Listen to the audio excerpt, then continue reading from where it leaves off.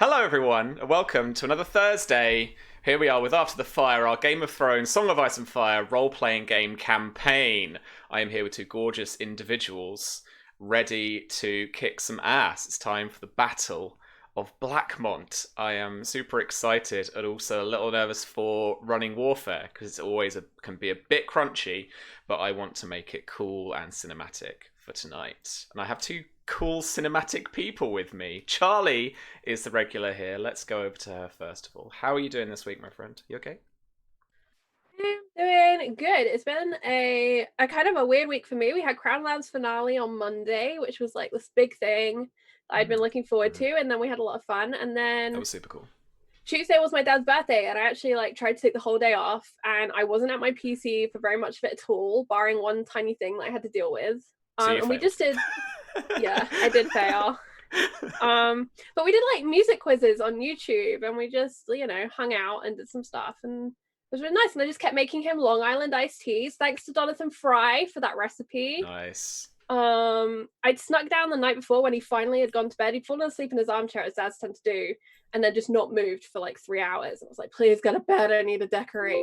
And I snuck downstairs and I put up this giant like garland, and I stuck up pictures of the island they go to on holiday, because unfortunately holiday got cancelled this year due to current stuff. So we had island time on Tuesday.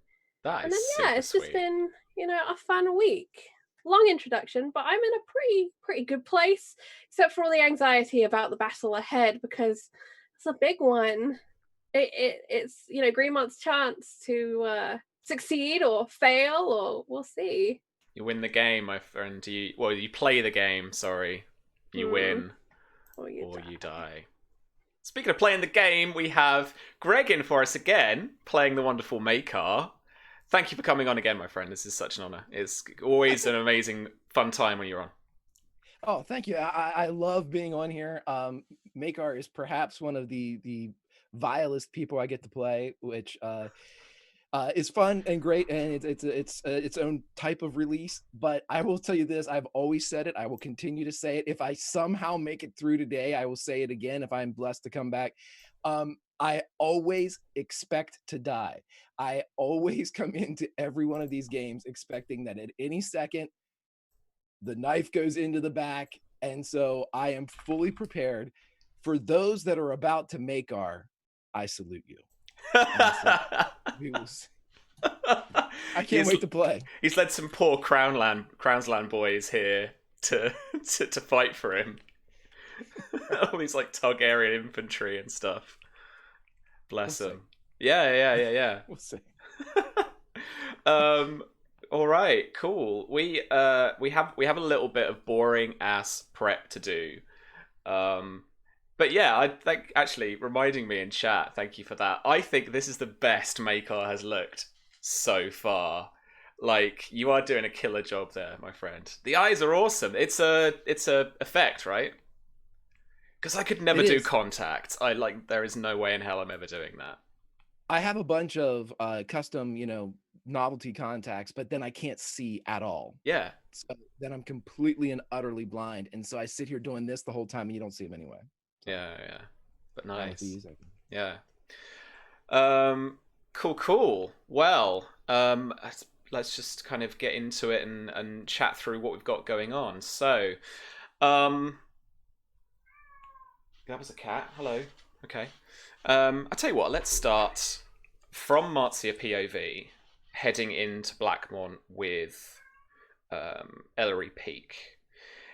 You have Sir Babblebrook, you have the Devoted, and you have the Yeomen of the Mountain, the Greenmont Archers, at your back. And they are heading down I believe it's the Torrentine River,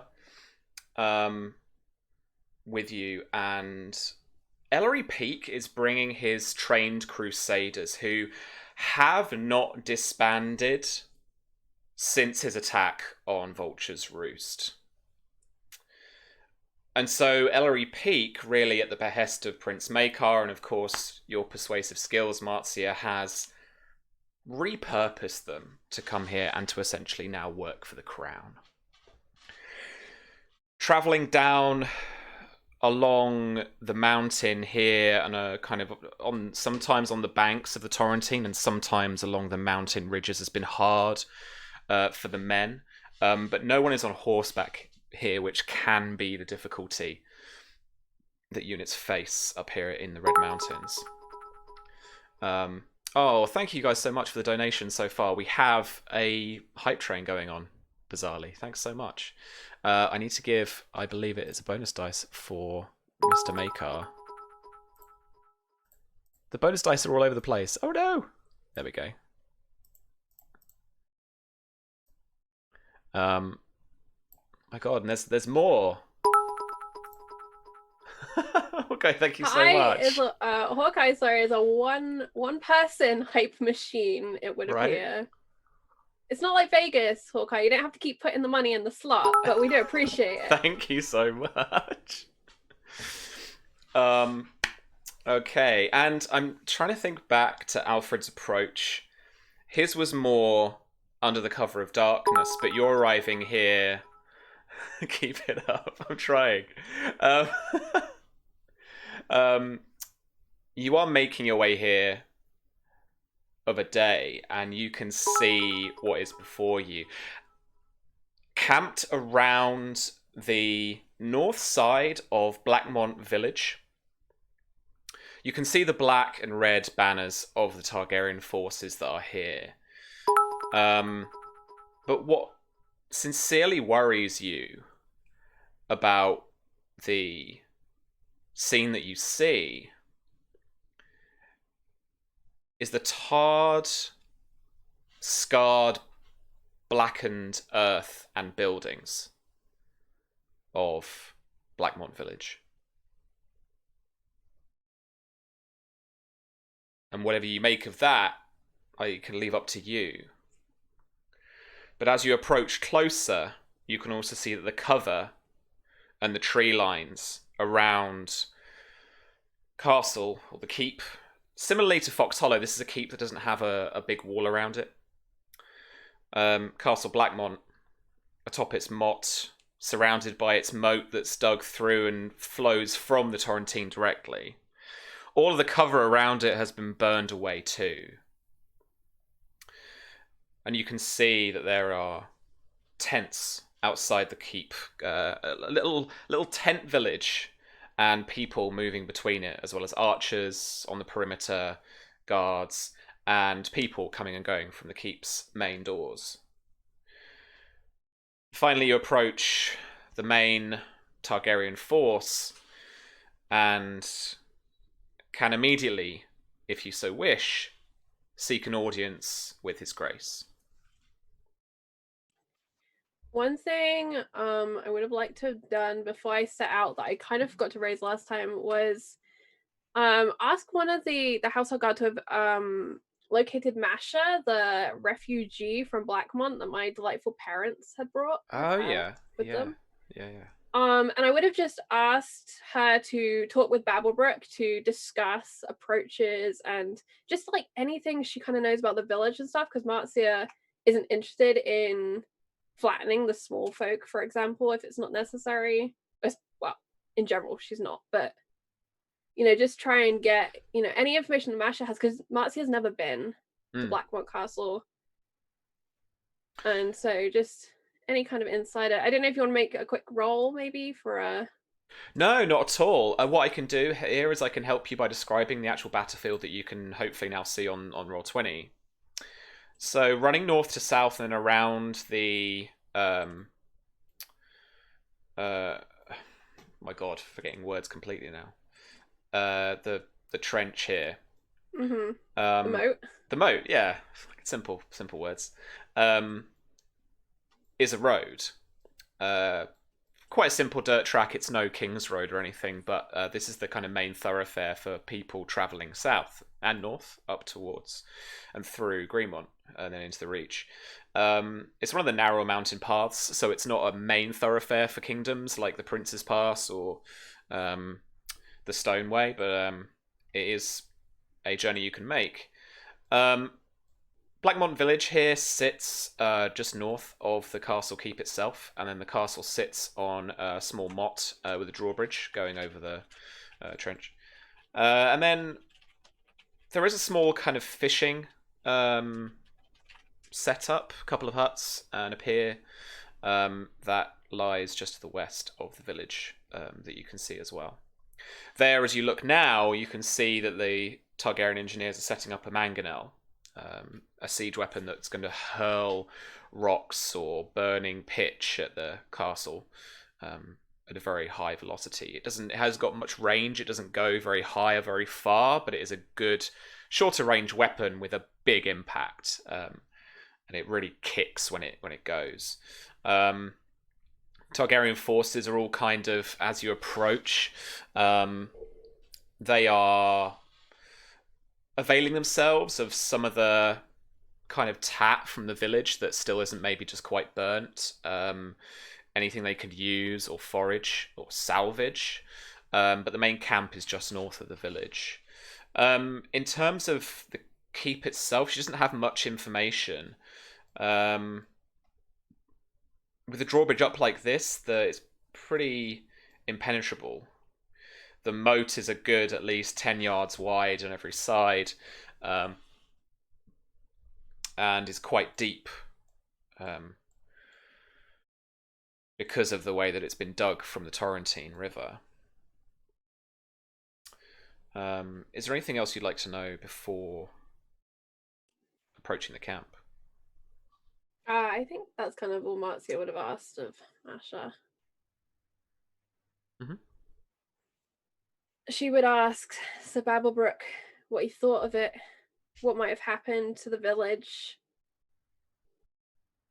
Does he think it was raiders? Does he think Blackmont would have destroyed his own village? Is that normal?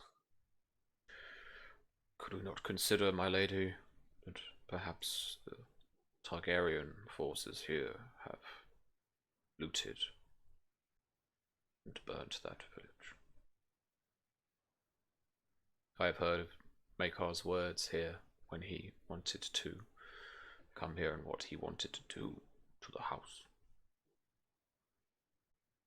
His Grace works quickly. I don't imagine he will want to stay here for long.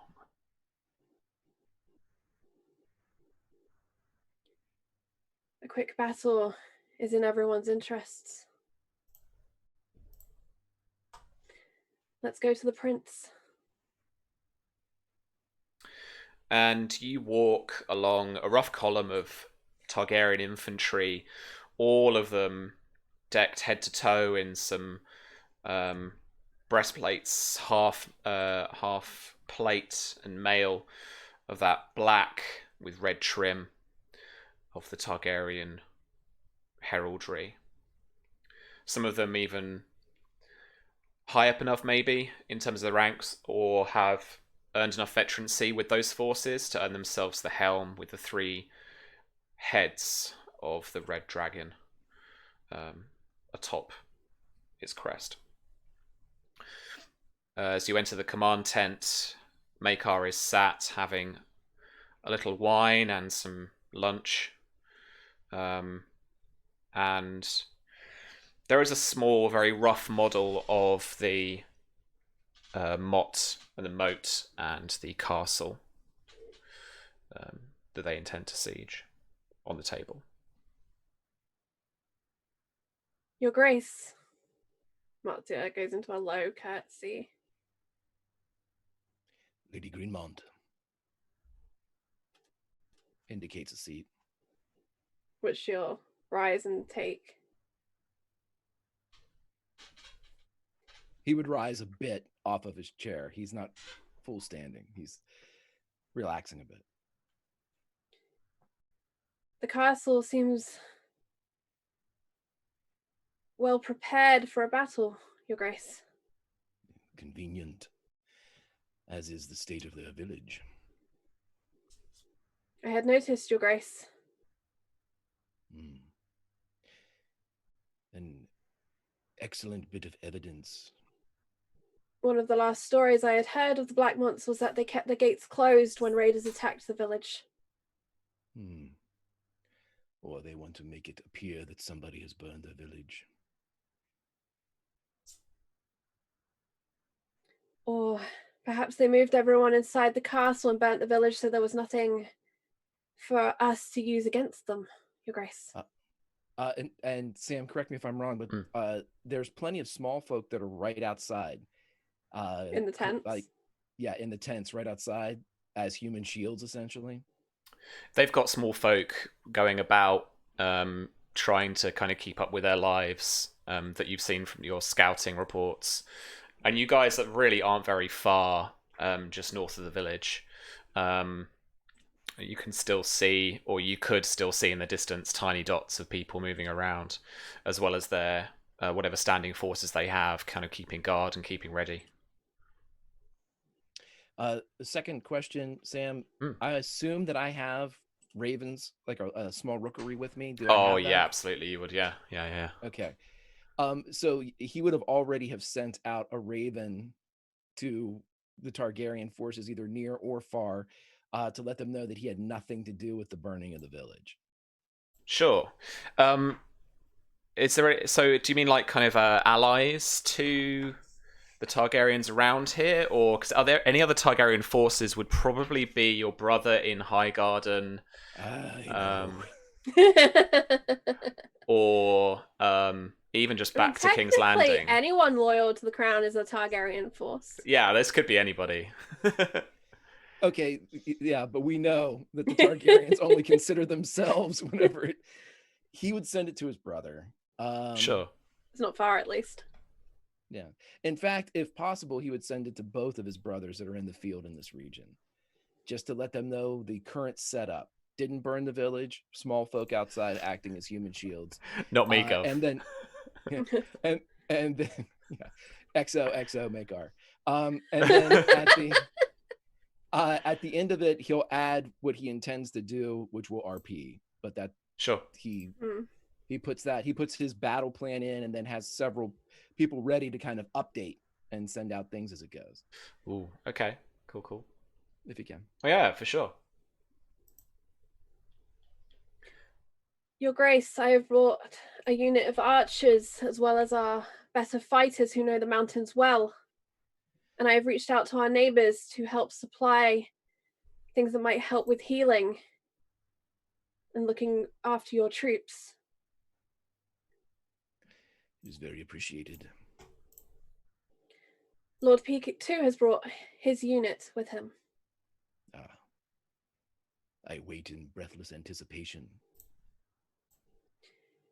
Your Grace, if I might introduce Sir Babblebrook, my current master of arms. And she kind of raised her voice. I imagine Babrook was kind of like outside waiting to be invited in, kind of a thing, if he didn't come in already. Sure, I'd imagine him like stood inside, but like on the edge of the tent, just by the door, as kind of more of a kind of personal guard in this instance to you, before he takes command.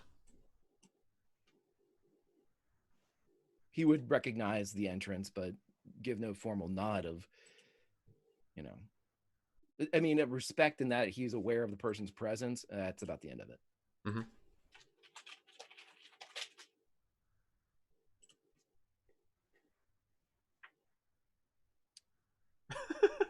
We await your command, Your Grace. Well, then let us sit, and Sir Babblebrook, you may sit as well, if you are to share steel. He is to lead the Greenmont forces. He would sit down at the table and put his boots up and kind of lounge back with the wine that he has. And you said we have a rough battle plan of the field on the table. Is that also in play? Yeah. Okay, so he would indicate, directly to the small folk. That is a problem. Otherwise, I will become a butcher of the small folk after I have burned their village. Do you have any ideas as to remove these gentle folk from harm's way?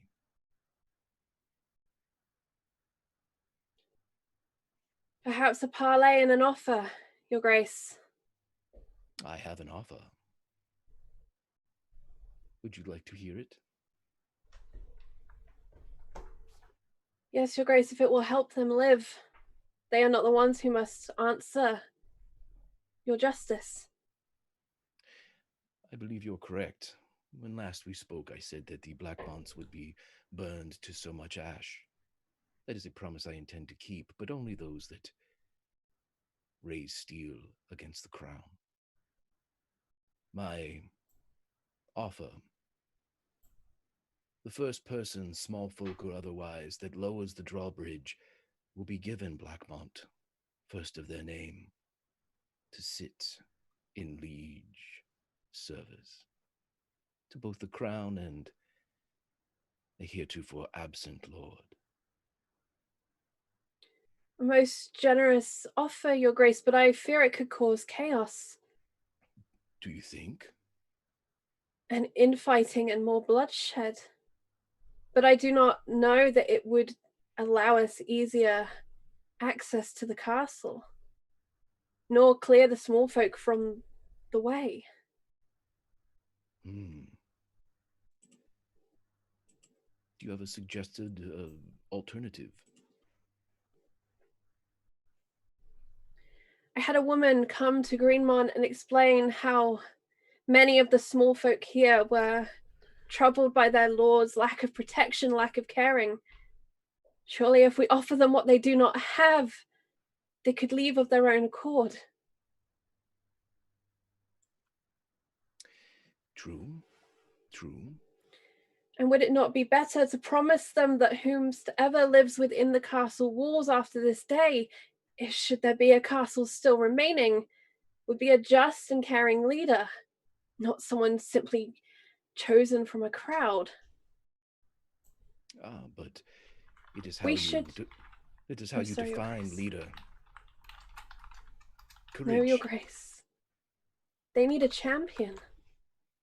They need someone to rally behind and who will represent you.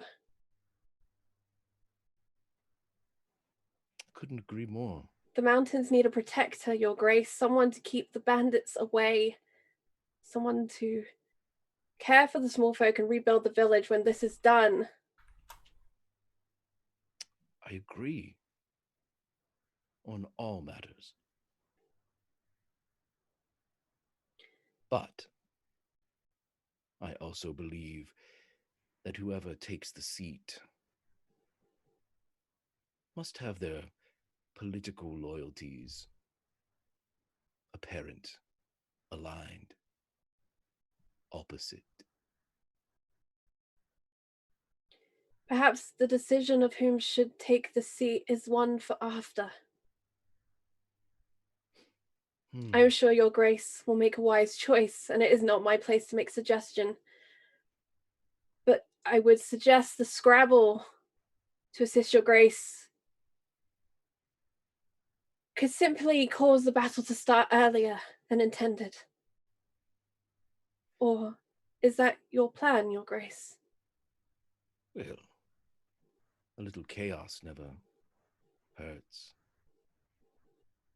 But direction, I believe, is what the Blackmonts need. A leader, yes, but also one that can be a follower, one that can recognize the order of things. What if we sent a Knight of Greenmont as a representative? Perhaps my reputation could help persuade them to leave.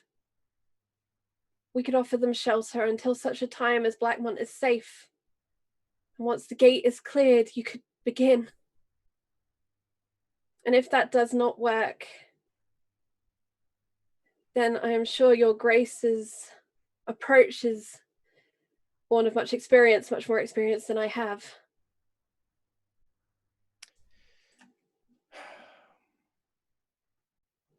My family is benevolent at times. I fear that now is one of those times. Let us offer them a choice. Leave, perhaps to return to a chosen leader, or to seize a destiny that they will never see while grabbing dirt.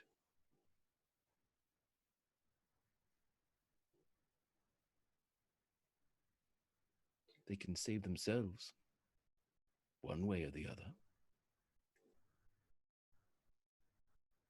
Many men have often spoken to me that freedom is the most important thing. Let us offer them a choice.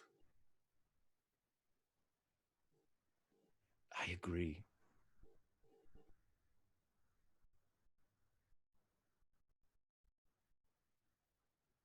Who is the knight? Sam, in meta, I'm imagining we must have another knight in the Devoted that isn't just a Babblebrook, right? I imagine we, would have raised at least another set. Otherwise, I'm going to have to make a Battlefield promotion because I can't really send Babblebrook.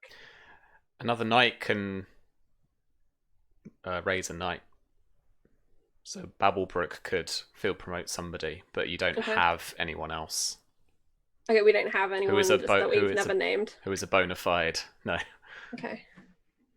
Babblebrook's probably not even anointed. He's probably just a battle knight,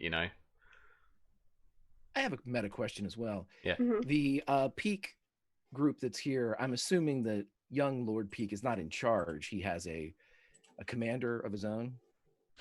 He'll probably have there'll probably be like a sergeant at arms for that unit, but or he's folded under the Targaryens then for the purpose of like commander, sub-commander, stuff like that. Yeah. Then in non-meta, why don't we send the boy? Lord Peak, Your Grace. Yes. The offer of a lordship from a lord himself. Very trustworthy. Your Grace, the last these people would have heard of Lord Peak was of his father's rage in the mountains. If it would please Your Grace, perhaps I might go then. Deliver the word, please me. lady, instead. You have proven yourself time and time again. It is time for Lord Peak to prove himself. Don't you think? You're right, Your Grace. It is important to learn diplomacy.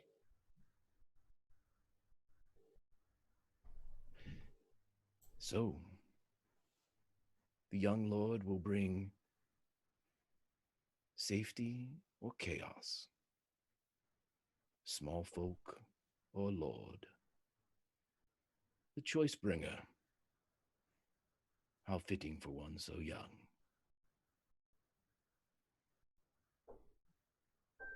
How old were you at your first battle, Your Grace?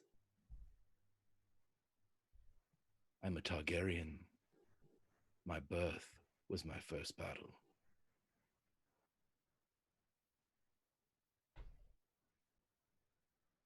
Of course, Your Grace.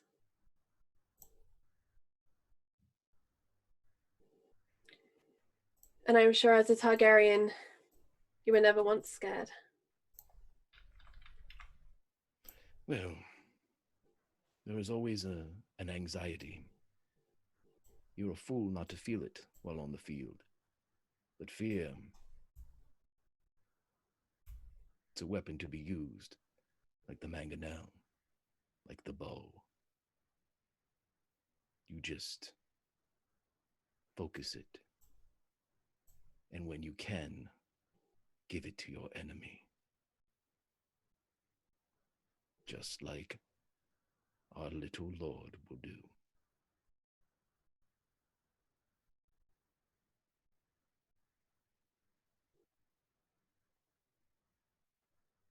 Wine? Yes, Your Grace. It's Dornish, but it's decent.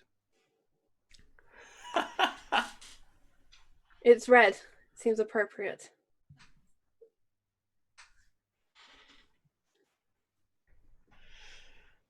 I have not imagine heard that of a black wine, but perhaps they should commission one.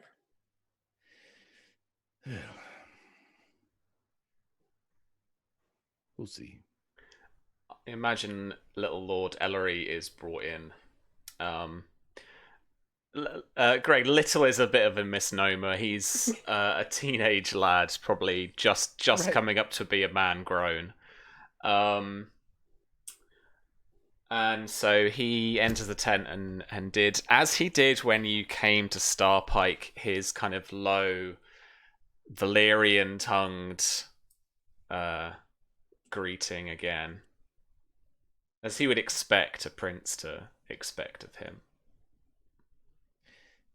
As soon as he would dip into it this time, Maekar, rise, Lord, take your position here at the table.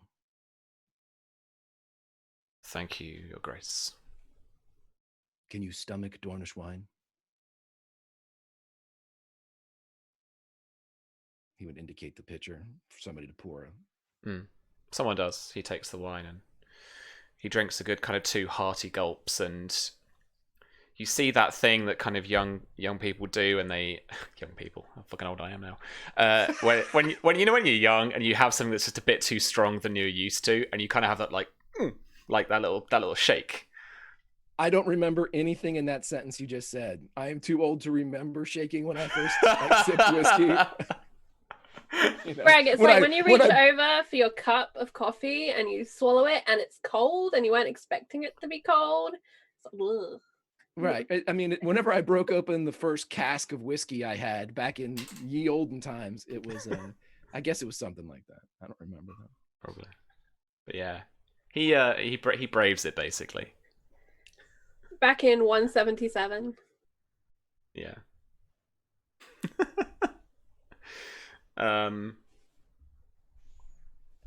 He asks you, what is your plan, Your Grace?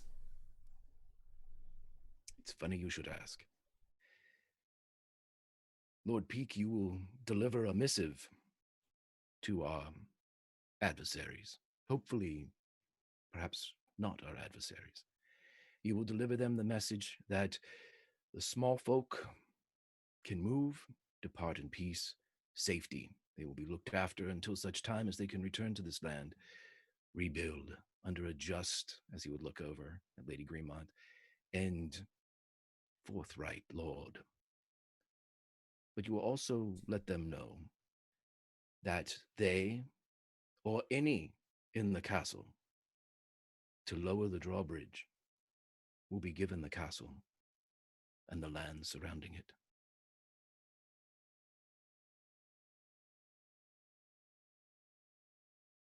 It's very generous of you, Your Grace.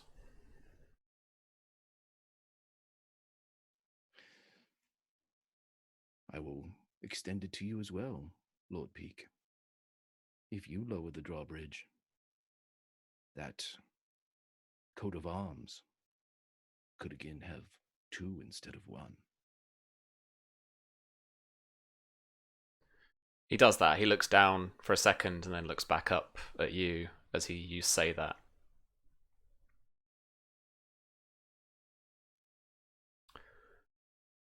Very well, Your Grace. Do you understand the weight of what I have given you?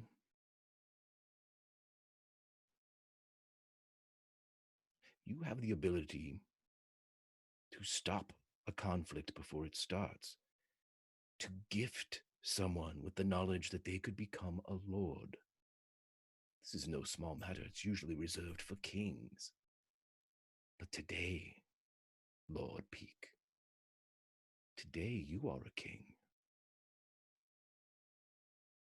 He gets up and he goes down to one knee again and he says, "It would be an honor to speak for you, Your Grace, in your name." Know that when you do, you speak for the crown. Of course, Your Grace.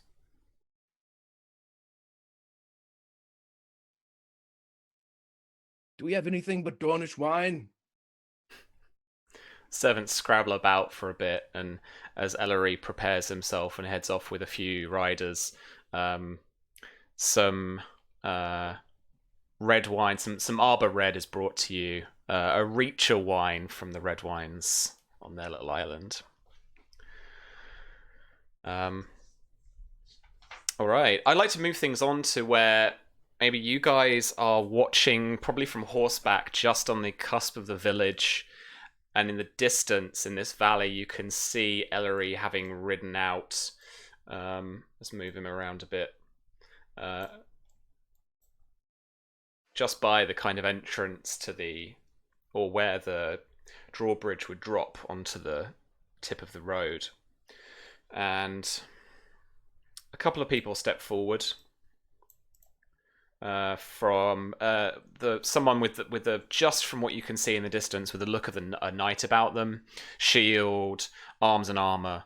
Another is an archer, lesser armored and carrying a bow.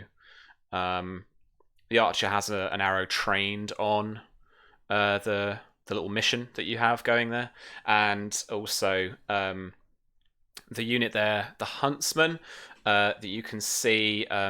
They are down amongst the tents, but they also step forward a bit and they have bows ready as well.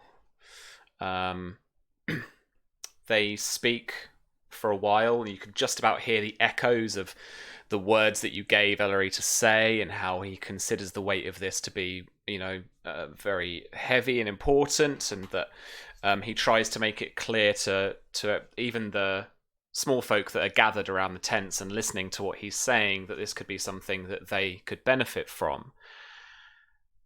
And then an arrow is loosed from the archer units, and you see Lord Ellery get struck in the shoulder, and immediately the mission heads back, and they ride as quickly as they can back towards the Targaryen forces and back towards your tents.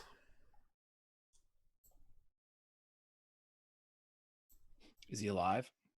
Absolutely, but I'm going to give him a. Good, they're shit shots. Let's carry on. I'm going to give him an injury. Marzia will already be kind of moving and preparing to tend to the young lord. Mm-hmm. I think she felt what was going to happen because it was set up. That was the way it was going to happen. And she's calling for Babblebrook to ready our men. Spilling anger at Blackmont. This is just more evidence to her. Sure. Maekar would send out another raven, this one again to his brothers, updating that a peace envoy was attacked and Lord Peak was targeted and struck. He has been given proper cause to engage, as a lord of the realm has been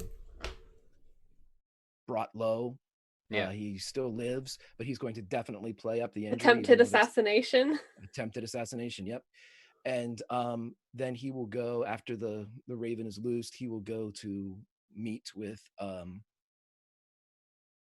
Lord Peak and Lady Greenmont. Mm-hmm. Lord Peak, a noble effort. I imagine he's getting the arrow pulled out of him now, and Marzia is attending him. I'd like to frame it like that. I think that's quite cool. But yeah. He would walk over, and as soon as everything's done, he doesn't want to, he's not interrupting the removal of the arrow or anything, but as soon as the bandage is placed, and he would walk over and actually drop his hand on the Lord's good shoulder, and he would look between Lady Greenmont and Lord Peak.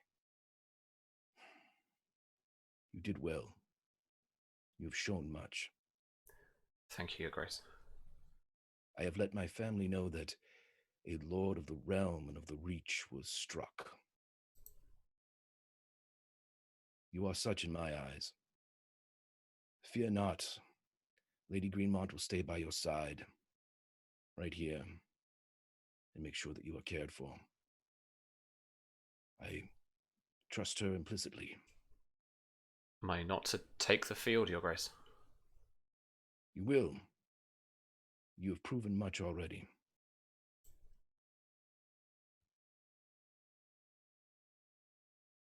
He would turn to Lady Greenmont. We will need to see how the injury, if it stops bleeding quick enough, Your Grace. We do not know if the Blackmonts would stoop so low as to use poisoned arrows. Their treachery knows no bounds. That they would leave the small folk at the gate and not let them in. Or let them leave. You have witnessed it with your own eyes. Yes, Your Grace. What am I to do? You have my men, Your Grace. And Lord Peak's. And Lord Peak, if you are well enough, you will join your men, of course. You'll stop bleeding.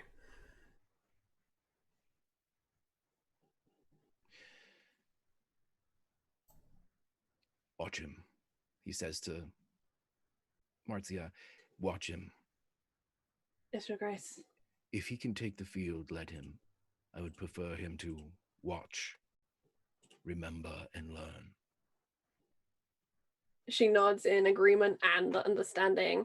And I think she lifts the bandage and she manages, maybe, if you'll let me, Sam, to find like a little splinter, and she'll kind of pull it out in a slightly painful way to persuade Pete to sit down and just chill for a second.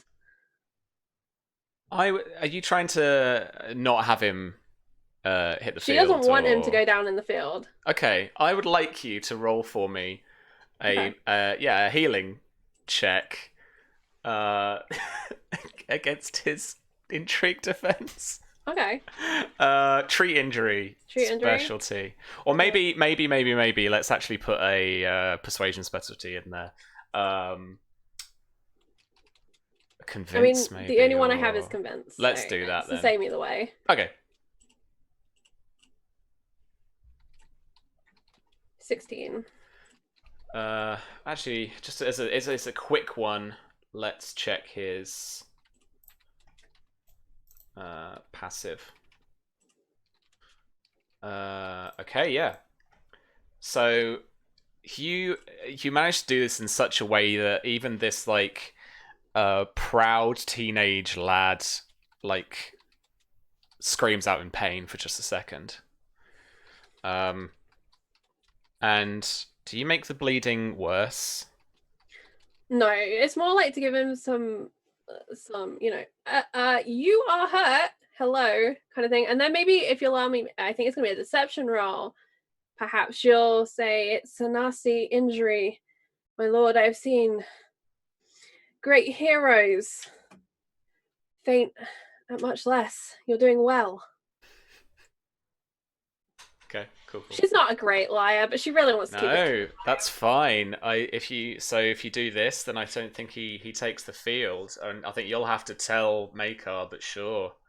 All right. So this is again against his just a deception test. You can add your specialty dice from any persuasion specialty you have if you want. I'll add convince. Yeah, that's all I've got. All right. I'm only rolling 2 dice, so I don't think it's likely.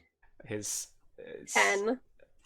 No, he is concerned for sure, but he kind of knows I'm blowing a bit of steam off his ass. And he for sure wants to get on that field, so he kind of just like he rebuffs that, and yeah, he is going to take the field for sure.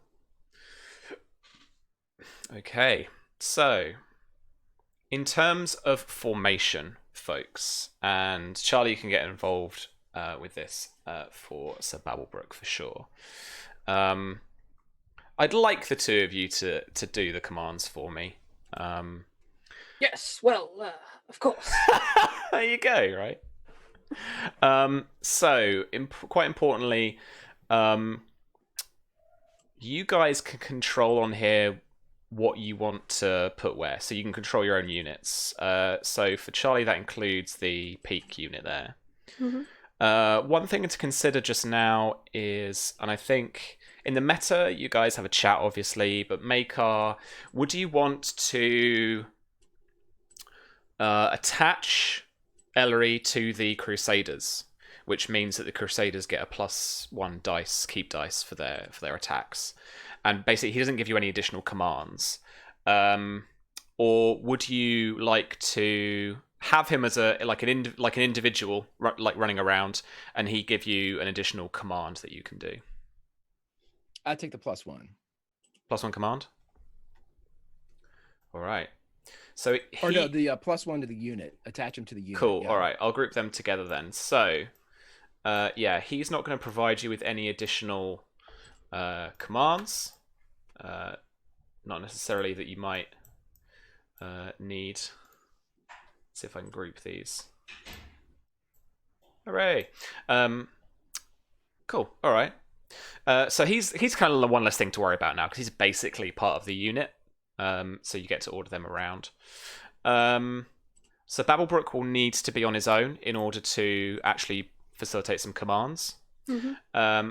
And then Maekar, you can issue commands. Normally you can't for an attached unit, but because these are personal cavalry, this is a personal guard unit, you can do so from here. So you can attach to this unit, and you'll have the protection of that unit, as well as they'll get their +1 dice, and you can also issue warfare commands to the other units, and to this one. Okay. Cool. Okay. Let's go through the cheat sheet and prep this up as soldiers get into position and get ready for battle. All right, so battlefield-wise, obviously the river itself is pretty impassable, and that the road will allow kind of cavalry units. Oh, I have a +1 dice that I haven't put up yet. Thanks. Is that mound to the west as we look at this map? Is that a mound or is that a... To the east? Oh yeah, sorry, east. That's right. You can double click tag stuff too for me if you need to. Yeah, so this is a hill. And then you've also got a hill far to the northeast. There's some woodland as well there, just off to the east. And then south, you've got a bit of land as well. On the other side of the river, we've got some rocks. We've got some actually kind of quite mountainous, quite hilly areas off to that west. So the road will allow, and all these flat plains will allow the cavalry to function normally. But any kind of hills or mountains, they're going to be kind of slow, and they're not going to be able to charge and really be effective with their weapons, that kind of thing. So they're not going to get the pace to actually get up and charge things down. Otherwise, we're in pretty good shape. The castle provides cover. I believe it is +4. Yep. That's for those guys. But the actual, if you're in the village too, that actually will provide you some cover, and you'll have a +2 to your combat defense in there. That's for marksmanship stuff. If you're actually engaged, then it's a bit different because they're just there mano a mano. Otherwise, it's pretty safe there. So you have this mangonel that can fire as part of like an engineering thing. You can do that once every other round. You can't do it every round. And basically, attacking. You've got a little handout as well there, Greg. You should do at the top for the mangonel. I have it. Yep. Cool. There you go. Them's the rules. And do we have that boat that's on the map? You do indeed. Yeah. Good to know. We haven't actually covered the strategy, the battle plan from Maekar yet. I don't know, Greg, if you want to share it with Marzia or with Babblebrook or people at home. Yeah, It's I up think to it'd you. be nice to. Maekar intends to do the following now that he has just cause in which to documented just cause in which to strike. The mangonel has a range of, I believe, 200 yards. I'm not sure about that. I think it's 200, which should give me plenty of. I think they can be harried a bit by the arrows, but anyway, I want the mangonel to, and let me see if I can move it up here and focus on this wall. You should be able to. And I would like to crack the Blackmonts open And once the mangonel has cracked the castle open, I would like to bring this little boat down the river into the moat and jam it where the easiest way to kind of place it in between there so I can scurry across infantry. So you've got some pretty like short areas here and this side too. If you want to go from the front, there is a shorter bit at the back here by the looks of it in terms of distance, but it's all about the same. But the ship will definitely give you a little bridge. Okay. In addition to that, I would like to, as much of the village as the engineers can get together to form flotsam and jetsam debris. I want them to ready that for something else. And I also want riders out checking the nearby hills. I don't like the idea that there's blind spots to what is obviously a focused alleyway to charge. With the trees and everything being down, it's a kill box all through here. Mhm. And I need the mangonel to crack open. And then we have pitch shots for the mangonel as well. I'm going to start burning alive everybody inside. And Charlie casually nodding. Yeah. That's what I do. All right. we promised Ash. What I would suggest then, Mr. Maekar, played by Greg, is you use the devoted, which are essentially guerrilla scout type troops, to go down the west side, maybe like along the river, and then use the archers somewhere to provide cover for that ship when it goes down, so that they're not just gonna focus fire your ship as it's coming in. They've got stuff coming back at them, and then use your forces in the main ground. This hill over here, Sam, is it elevation wise on par with the rise for the Mott and everything over on the island? It's not quite, but it's you definitely can't see over it. That's a really dumb thing to say, but I come from Norfolk, so that we don't have any hills. But it's there's a fair elevation up. I don't know if how big I were hills to put, if the Greenmont archers were to go right here, they could fire on the archers that are in the land, right? I know this isn't the small folk, but again, so the archers down here. Those are the ones I'm concerned the most about, being able to kind of step forward and attack the mangonel as it comes forward. As soon as I can break the wall, we can just pelt it with pitch. Can we get them from the other side? Because you said there was cover on the other side, right, Sam? Like the forest on the hill? Because otherwise, I was thinking, Greg, the archers on that hill seem to be really exposed, right? As in open. So you've got some woodland here on the east side.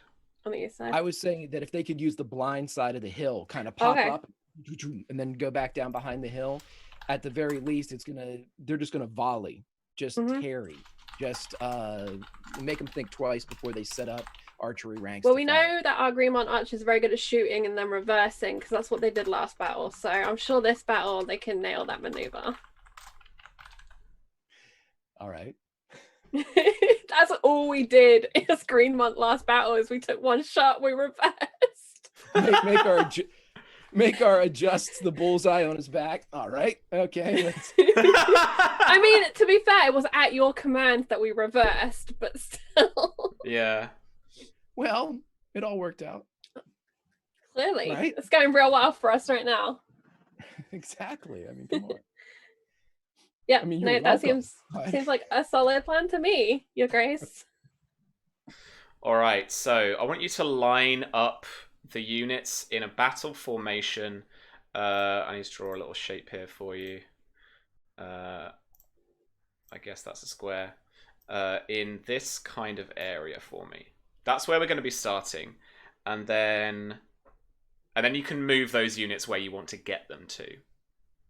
Because this is essentially a kind of safer area behind cover, out of the way of the archers that they've got posted up. And the mangonel can fire from here, correct? Oh yeah, right. That's what I mean. It's got hellacious range. So yeah. As soon as we can use the village, we can use the stones from whatever. We are going to punch with this sucker until I get my crack. And as soon as I get my crack, then we're going to burn. And as soon as I hear the screaming, then we're going to burn some more and then do other stuff. Sure. Do you want to adjust any of the placing of the units at all before we crack open the castle? Let's see, the Greenmont guerrillas, we're going to deploy them, right? We're going to send them running. Yeah. they're you going guys can around move the your own side, units right? if you want, or I can move them if you want. All right, Greg, where would you like them? I'll move the Greenmonts. Wherever we wanted them. If you're comfortable with the archers being behind the hill, I think that gives plenty of cover for them and covering fire for the boat as it comes down. Mm-hmm. And I don't know. I'm thinking about putting the Peak Crusaders into the boat. Okay. All right. Wait, what are the Crusaders? Is that a mounted unit, or is that Oh, they're not mounted, are they? No, they're not. Everybody off your horses, right? I just wanted to check because I didn't know how they were built. Okay, cool. Yeah, we can send the Peak Crusaders. That's so weird. Why do they do that? Ah! I'm here to follow this plan. I'm down. Also, any wood from the burned out village, if we can use that to kind of offer any type of cover for the boat, build like little, it's already burned wood, so that's a good thing. If we can build any type of barricade around them to protect the pilots as they're going down. Yeah. That's cool. I mean, I don't want them in what is essentially a rowboat going down there and just getting destroyed. But if we can make some type of bell cap on it, that'd be great. Yeah, I'll add a couple of armor resistance to it. That's cool. And we'll probably prep the archers with the command of, when you see the boat, that's when you really need to hammer the castle, because we don't want the castle able to just go. So one of the archers over this flank, right?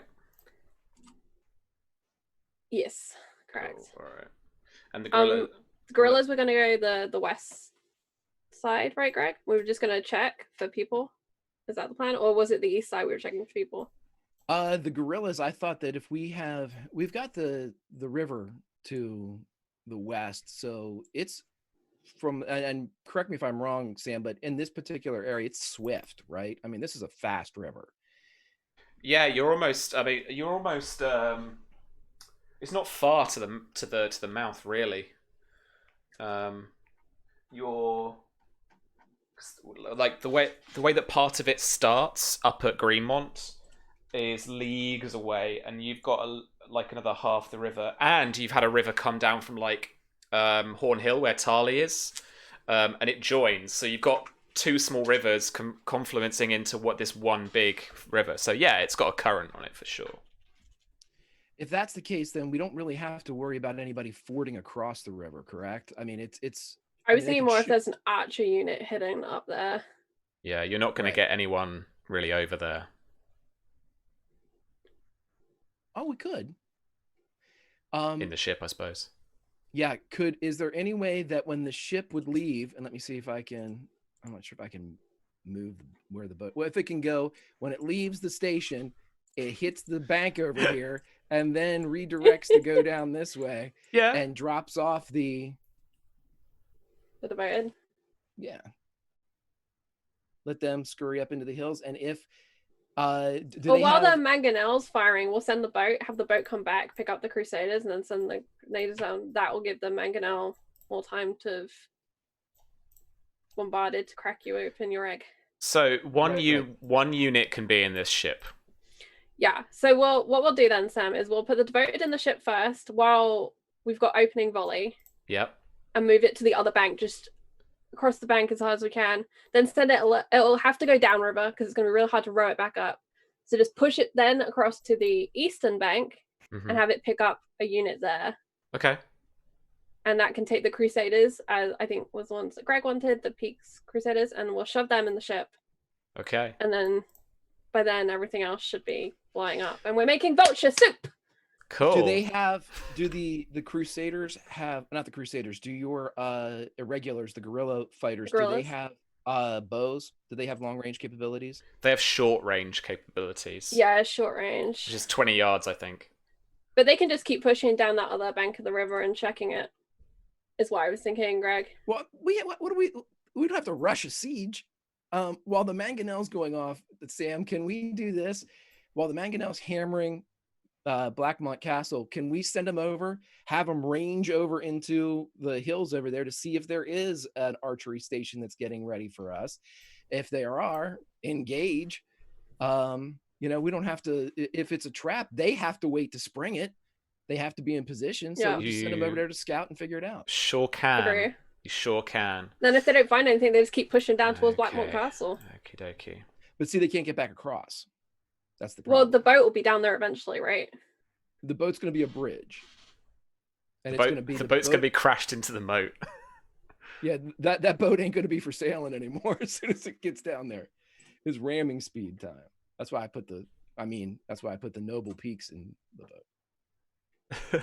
Huh? I mean, what? What? Who said what? So we're putting the gorillas in the boat, Mm-hmm. and we're shipping over to the West Bank. Let's just we'll send them over, have them look all around and see if there's anybody over there. And Well, we need to make a battlefield promotion of the commander of the devoted. We'll just make that happen. Okay.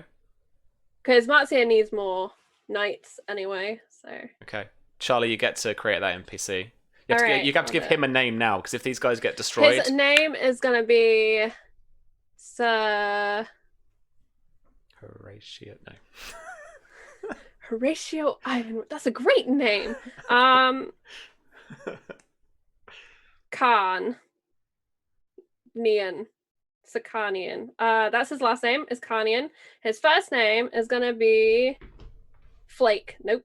Do you want me to randomly roll a name? Yes, please randomly roll me your first name. I like Kanian though. That's a good last name. I've Strong. got a macro for this. Boop. Gargan. Gargan Kanian? Apparently. Sounds Dornish. K. That's not a good idea. K. H. I don't know. Yes. Kanian. Kharnian. All right.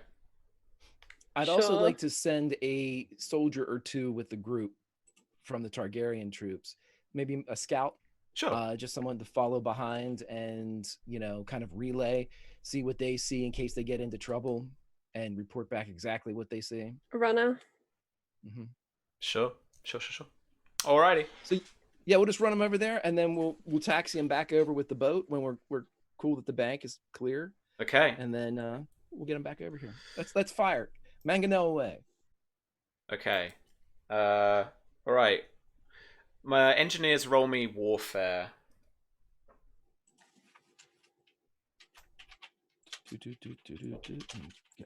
Let's roll something to get used to it a bit. Okay.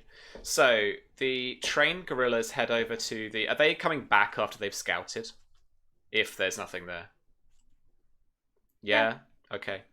So they scout up the mountain a bit. Make me an awareness test. Let's be clear, they're not good fighters, so we're just going to use their fucking eyes. My connection to the server has been lost. That's good. Good. Devoted. Awareness isn't on their list. Stealth is. So it's 2.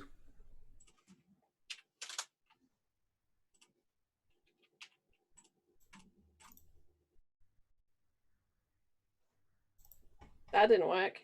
I used your special rolly thing. I'll just do it the old way. 2d6. Soz. 4. Okay. Can I roll their stealth as well? Yeah, if you want. Absolutely. I really would like to. Because that's what I like to think it is. Like, they'll see the boat going across, but then I like to think they'd be moving carefully. 12. I'll put a little ninja mask on them there. Okay. So they range into the mountain a little bit while the mangonel is firing off its shots. And they slam into the keep's wall. And it's very quick that the cracks begin to form and the wall itself begins to crumble on the northern side. Do you need a warfare? Yeah, the engineers need to roll warfare for me. That's their ability to shoot this thing. And this, I have a 4, so it's a 4d6, right? 4d6. Yes, sir. Not a 4d. Okay. Bonus dice, I don't have any. Penalty dice, I don't have any. That did not work, eh? That is weird. I'll do it. Is my custom roll not working? 4. Total drop none. Modifier none. Work for me. You have to put a 0 in if you don't have anything for the bonus dice. Okay. But let's take your roll because it's much better. 12 is 2 degrees of success. What's the damage on the mangonel?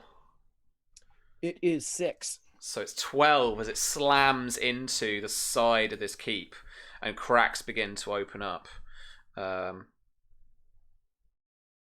the one side, the northern side, kind of here, northwest corner, just by some levees that are beginning to form up.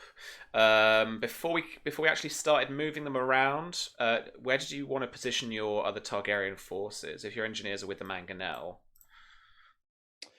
Inside that box that you had, we were just going to have everybody kind of pool even. All right. And wait for the fun.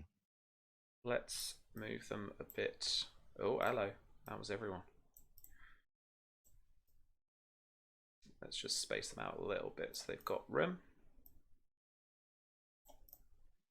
Lovely. And you're putting Babblebrook with the...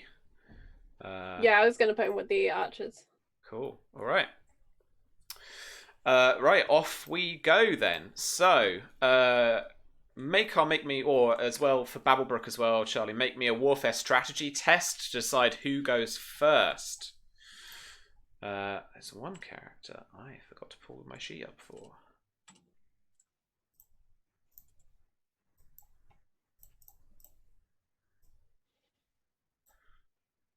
Come on, fella. There we go.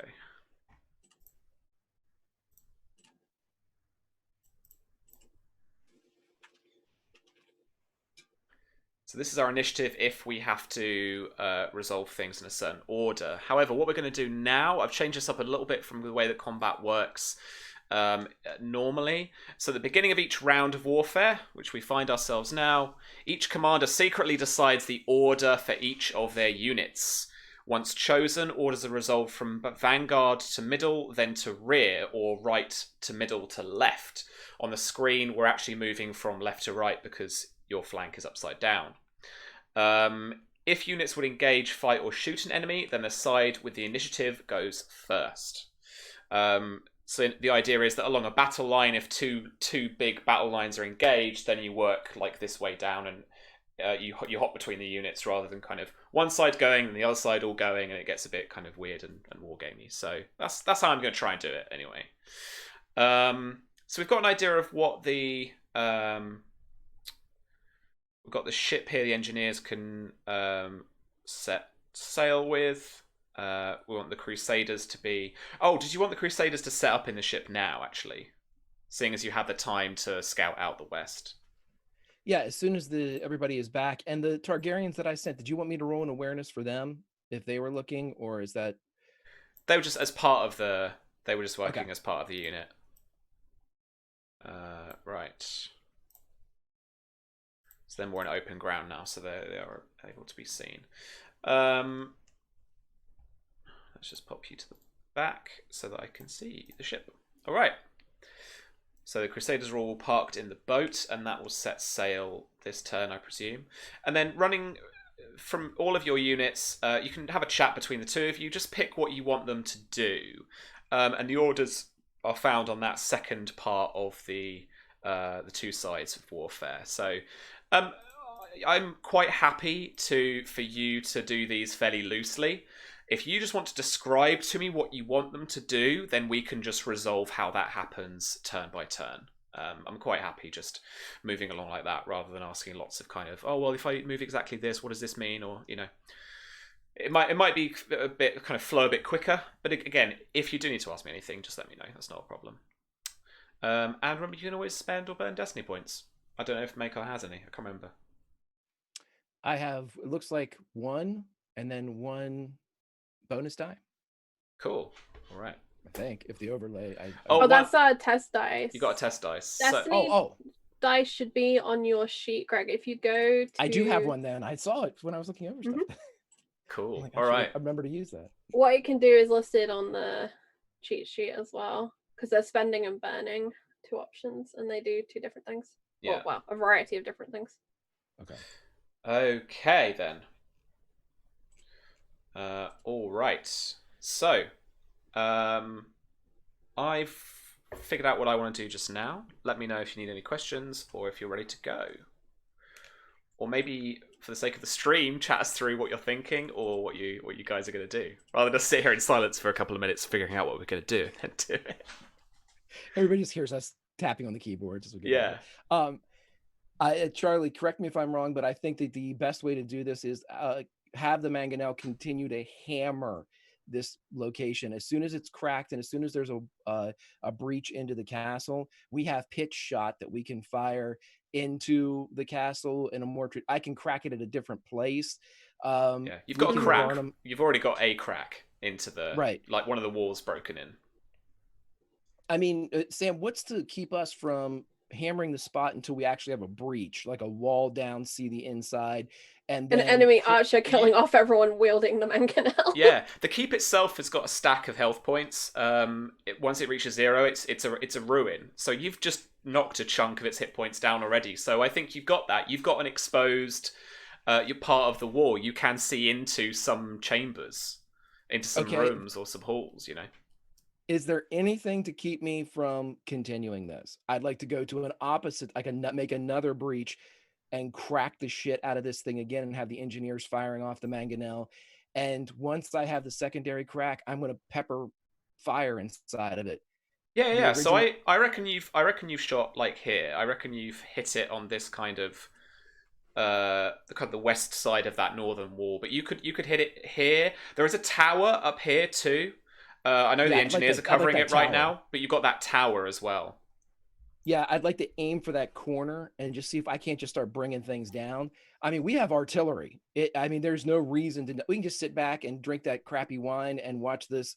I think move the archers up while the mangonel is working and start picking off any troops we can see, any other enemy archers, if we can stop them from firing fire arrows at us, things like that are going to cause us problems with sight, cause smoke issues, as well as obviously killing people, which is not ideal. The order would be too that Maekar would give that if anybody throws down swords and dives into the water or small folk are attempting to flee, obviously don't pick them off. Yeah, we want vultures, not small folk. Cool. All right. Well, let's work from vanguard to rear then. So, the Peak Crusaders, are they going now, or are you waiting? You holding them for now? Hammer. Okay. I want that place burning and broken. All right. So let's do the engineers then. So if you roll for the engineers, the levies that are on that western side kind of opposing you. So these guys down here, they're readying, but they've not got anything yet. I'm leaving them on a kind of standing order. So as you work our way along the flanks. So roll that warfare again. It does not do it for me. So are you using the custom roller?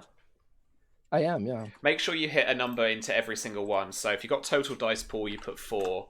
If drop, I put 0 in everyone else. Oh really? 0 modifier 0. I typed 0 in. Yeah. We'll do the classic /roll and whatever you're rolling. Yeah. And then D for drop. Should use my roll. No, don't. 10 is 2 degrees. 2 degrees of success. So it's another 12 that gets thrown into the tower. Am I right? Correct, yeah. And again, he's just, fire away as he sits back. Yeah. There's a crack into the tower's corner, and you worry that, you don't worry, but you hope that tower is going to start to move and collapse soon, but it's just holding its form. And then let's go with Greenmont guerrillas. Just move them up about 40 yards, wherever you wanted to move them to. If you did right now. I don't even know what they are. They're here. I'm like zoomed in. Hang on. Right. We've already sent them across the river, right? Yeah, they've come back already. Oh, they came back? Yeah. All right, I want to move them up with our archers for now. Move around the back of the village because going into open ground is just getting shot by archers. So you can head them around back here behind the. You can move them behind there. And I am looking at the facing of these units as well. So, oh god. Well, can they face towards the castle so they can see where they're being shot from? Oh yeah, absolutely. Okay, I'll leave them there then. Yeah. As they strafe left. Okay. Trained infantry for the Targaryens next to you, Maekar. Are they holding where they are? Yeah. And your personal guard, you're kind of sitting tight, ready to go, right? Correct. Yes. Okay. Yeah, everybody's holding position. So then a catapult bolt fires its way. Where are we here? Cool. Over towards your mangonel. Oh, I got to do this again. Oh, okay. They got siege weapons too! Yeah, bitch. They throw this catapult bolt, this stone, towards... what's the combat defense of your engineers there, Greg? 3. It's a 3. Cool. So that is 2 degrees of success. Not quite 3 degrees. And they are going to take 8 damage. You can soak that by their AR, their armor rating. No, I have done that wrong, I'm sure. Let me drop a dice. So I do a 10. Okay, still 2 degrees. Because it's actually -1 dice if you try and hit a unit. But I think it ignores armor resistance. I guess it does. It's this big ass, like, stonking catapult stone that gets... that hits them directly just behind the fishing huts that they've positioned the mangonel up behind. So Can they're we going to see with the arc where it came from? Yeah, absolutely. It came from the tower. From the tower? So they're basically shooting back directly. And so Greg, if they take 8 damage, it could mean that they are defeated. But what you can do, if you check out the reducing damage, when a unit suffers damage, you can elect for them to become more disorganized in order to ignore all of that incoming damage. Essentially, there's going to be kind of 2 stages of this. You can make a unit disorganized. And what that means is, in order for them to actually enact one of your orders, normally I don't want to roll because there's a lot of that if you play the vanilla version of this. But if they are disorganized, it's going to be at least a formidable warfare command roll to get them to actually do something. And it's modified. Each unit has a discipline modifier based on what kind of unit they are, because some units are easier to handle than others, and that difficulty will be adjusted by their modifier. Is the modifier for discipline? Is it better to have more, or is it the modifier a negative? There are pluses and negatives. So there's either +3 or -3. +3 is obviously worse, and -3 is obviously better because it adjusts the difficulty. Gotcha. The second condition they can suffer is routing, where they just run. But you, as a character, as an action, you can try and rally a unit. So That's you what basically we're gonna do, yeah. You basically bring that down to disorganized. So if they would be defeated, or if you want to just ignore all the incoming damage, you can disorganize them. I will disorganize them, and then if I can have Maekar immediately try to rally them, I want them to get another shot off here because Sure, yeah. We'll cover any character actions. I think kind of just towards the end of all of that, as the characters maybe just get to do some things of their own after they've kind of given orders and sorted the kind of stuff out. Oh yeah, actually, it is an order essentially, isn't it? So you have a number of orders equal to your warfare ranks. So I think Maekar is maybe 3 or 4. I have 4, yeah. Yeah, so you've got 4 orders. So just bear that in mind when you're figuring out what you want to do with your units, because that's your hard limit. So if you want to use one of those orders to rally, you can. And then we just need to make a test. So let's do that now. This is combat. Why am I looking at this? So rally. This discipline increase remain. Okay, no, don't worry about that text. It will bring them back. So I think this is going to be a difficulty 15 as its base, and then whatever their engineers have a +3 discipline modifier, so it's actually going to be 18 Okay, to 18. rally them. And then and that's it's a warfare command. It I'm is, assuming? yeah. Okay. So with that, then I'm gonna add a bonus die to that. Can I do that? Yeah, from your overlay. Yeah. Awesome. Let me see. Boop. Bop. 10, damn it. Penalty. So like you guys have just fired this shot straight at the tower, and then just there's that kind of settling dust for a few seconds, and then you just hear that, and this other bolt fly up from the tower and hit your own guys. How did you do? 24 is sweet, man. So they, like, this boulder crashes through them. A few guys get absolutely crushed and devastated, and there's this horrible cratery kind of skid right the way through the middle of their unit. And they break apart for a bit, and some of the crew of the Mangonel kind of run back a bit for a moment until you cry out whatever you want to cry out, but they'll assemble back up. Maekar would simply ride around and wheel up beside the Mangonel itself and stand there for a moment and look down to whoever the firing captain was, and then just cast a glance at everybody, all the Targaryen forces and the engineers, and say, "Easy now, hit the tower." And then if I have another order, I'm going to have them attack.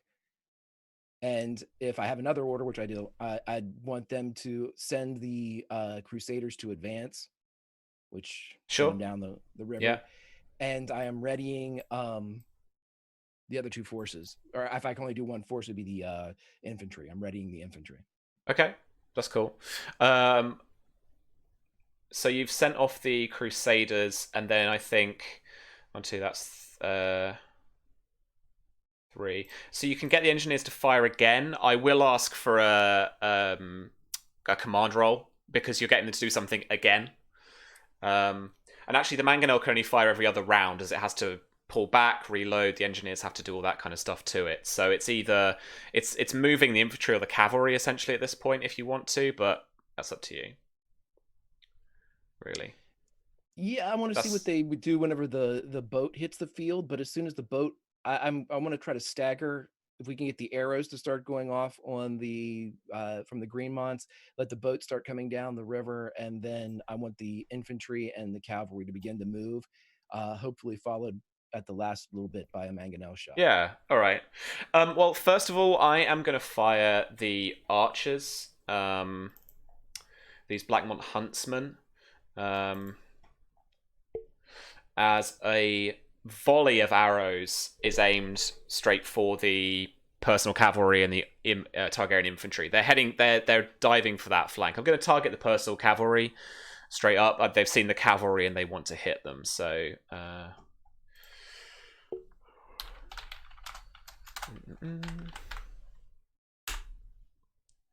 oh man, I'm running garbage today. 10 against your personal cavalry's combat defense. They are personal defense says 1. Yeah, they're wearing like plate armor. So okay. If a unit's or a character's defense will go down as their armor will absorb more. I do have dice. Thanks, Susie. I'll save them. I'm saving them. Charlie's just. That was a look, friend. That was a look. Where was I? Right. So that is 2 degrees of success. So they are going to do, I believe, 8 damage, but that's absorbed by their AR, their armor. So if they're like a 9 or a 10, then they just ignore the damage. Yeah. So they're raising their shields up, taking the volleys as they are. Horses, a couple of horses kick as they get a couple of arrows to the kind of shoulders and the back. But the cavalry are holding as you hear the sergeant at arms yell for a hold. As the archers have rained down there. Okay, that is basically the Blackmont. So Charlie, the Greenmont forces can now do what you need to do. The archers particularly, because they haven't really gone yet either. Yeah. So I do have a long range, but how long is long range? 200 yards, friend. So you've got the ruler there if you need it. Mega distance. Hang on, let me find my little ruler. Is that you? You got That's all this, you. babe. All this. All right. Well, then what I want to do is I want to fire back since they've just released a volley, and then the next action will be to keep moving them up to the hill, kind of thing. But they're gonna fire before they move. Sure. So that's archers. What do I roll to attack them? Their marksmanship. Okay, cool. / roll that number. Yes. I don't think I've got any extras. I think that's just that. 24. Oh, all right. My poor huntsman. Why? Shot at my prince, you will die. Apparently. Wow, I think I'm just going to disorganize them. I think I'm going to have to. Okay. Yeah, I mean, you hit them... It does 6 damage at long range. You hit them with, like, four degrees of success, I'm pretty sure. And which, 6s. Yeah, which would have absolutely nailed them. Okay, 2 6s. We do have some warfare crits. I did translate them over. With 2 6s... Reduce the unit's AR by 1 until repaired. So you've sundered their armor, their shaggy leather armor, as this volley of arrows comes in from the yeoman of the mountains just northeast of this village. This is arrows flying back and forth. These guys are going to get disorganized now as they try and hold and stay on that motte just below the tower of the castle keep. Okay, we are back up to the top of a round, so let's roll a warfare strategy again very quickly, just in order to get the initiative this round in case we have a direct conflict. Oh, does Babblebrook add anything? He doesn't, right? Because he's not attached. It's just... That's right, he just gets a straight up roll. Mm-hmm.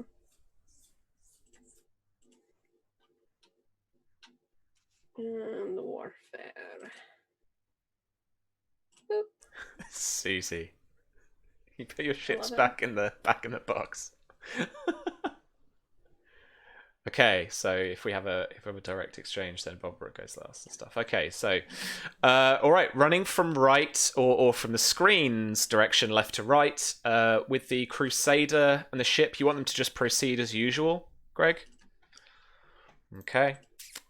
So they're moving up about another 40 yards, and I'm going to put them just on the corner here. It's a bit long for the distance, but they've got a good downstream current going on. But I think that's nice there.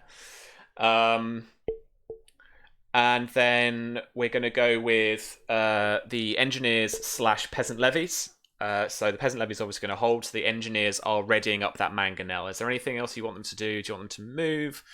Or any other prep work? Nope, just reload. Fire on the tower, yeah. Sure, cool. So they'll reload this round. You're there on your Todd, having ridden out and just moved about and tried to get them to hold out. Did you want to head back to any of the units, muscling with them, or are you okay on your own there?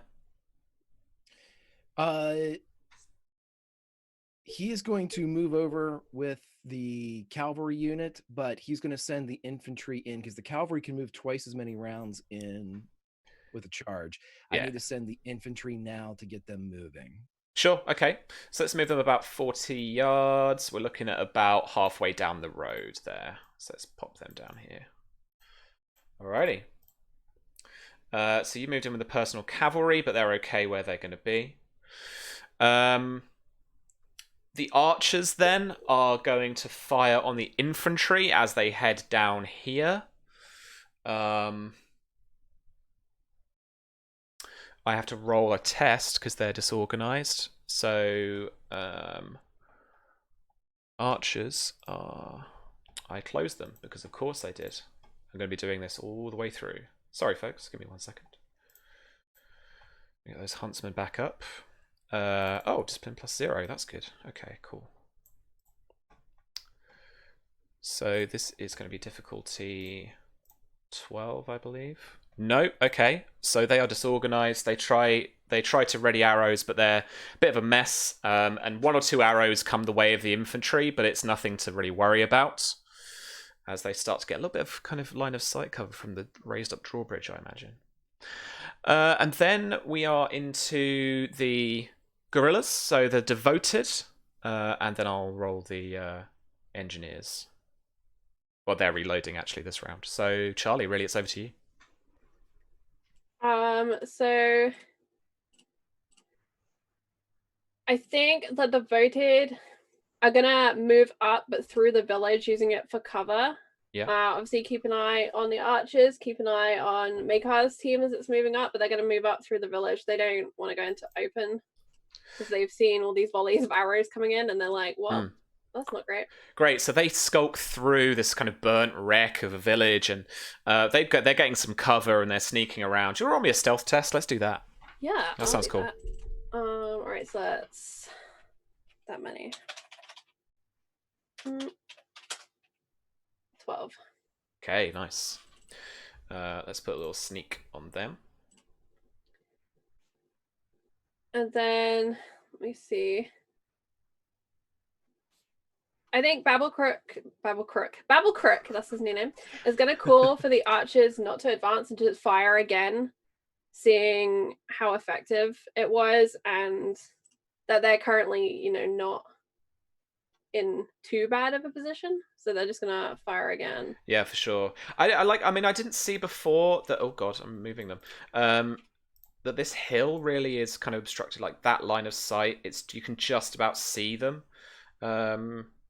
That's fine. I won't give you a penalty there. I think if you wanted to hit something over the hill like that, then it's going to be like a -1 dice or something just for the indirect fire. But they'll throw down at the huntsman unit that's down there. I just kind of put them vaguely behind the hill. I didn't even roll for my attached dudes. Ugh. All right, so yeah, they're gonna fire again on Babelrook's order. 24 with 3 sixes. Okay. So they are going to rout. And you are going to demoralize them. So if they are disorganized, then they rout. So actually, you are going to straight up. The cowards will use their small fogs for cover. We must finish them. Yeah, I mean you straight up end them. So they're out.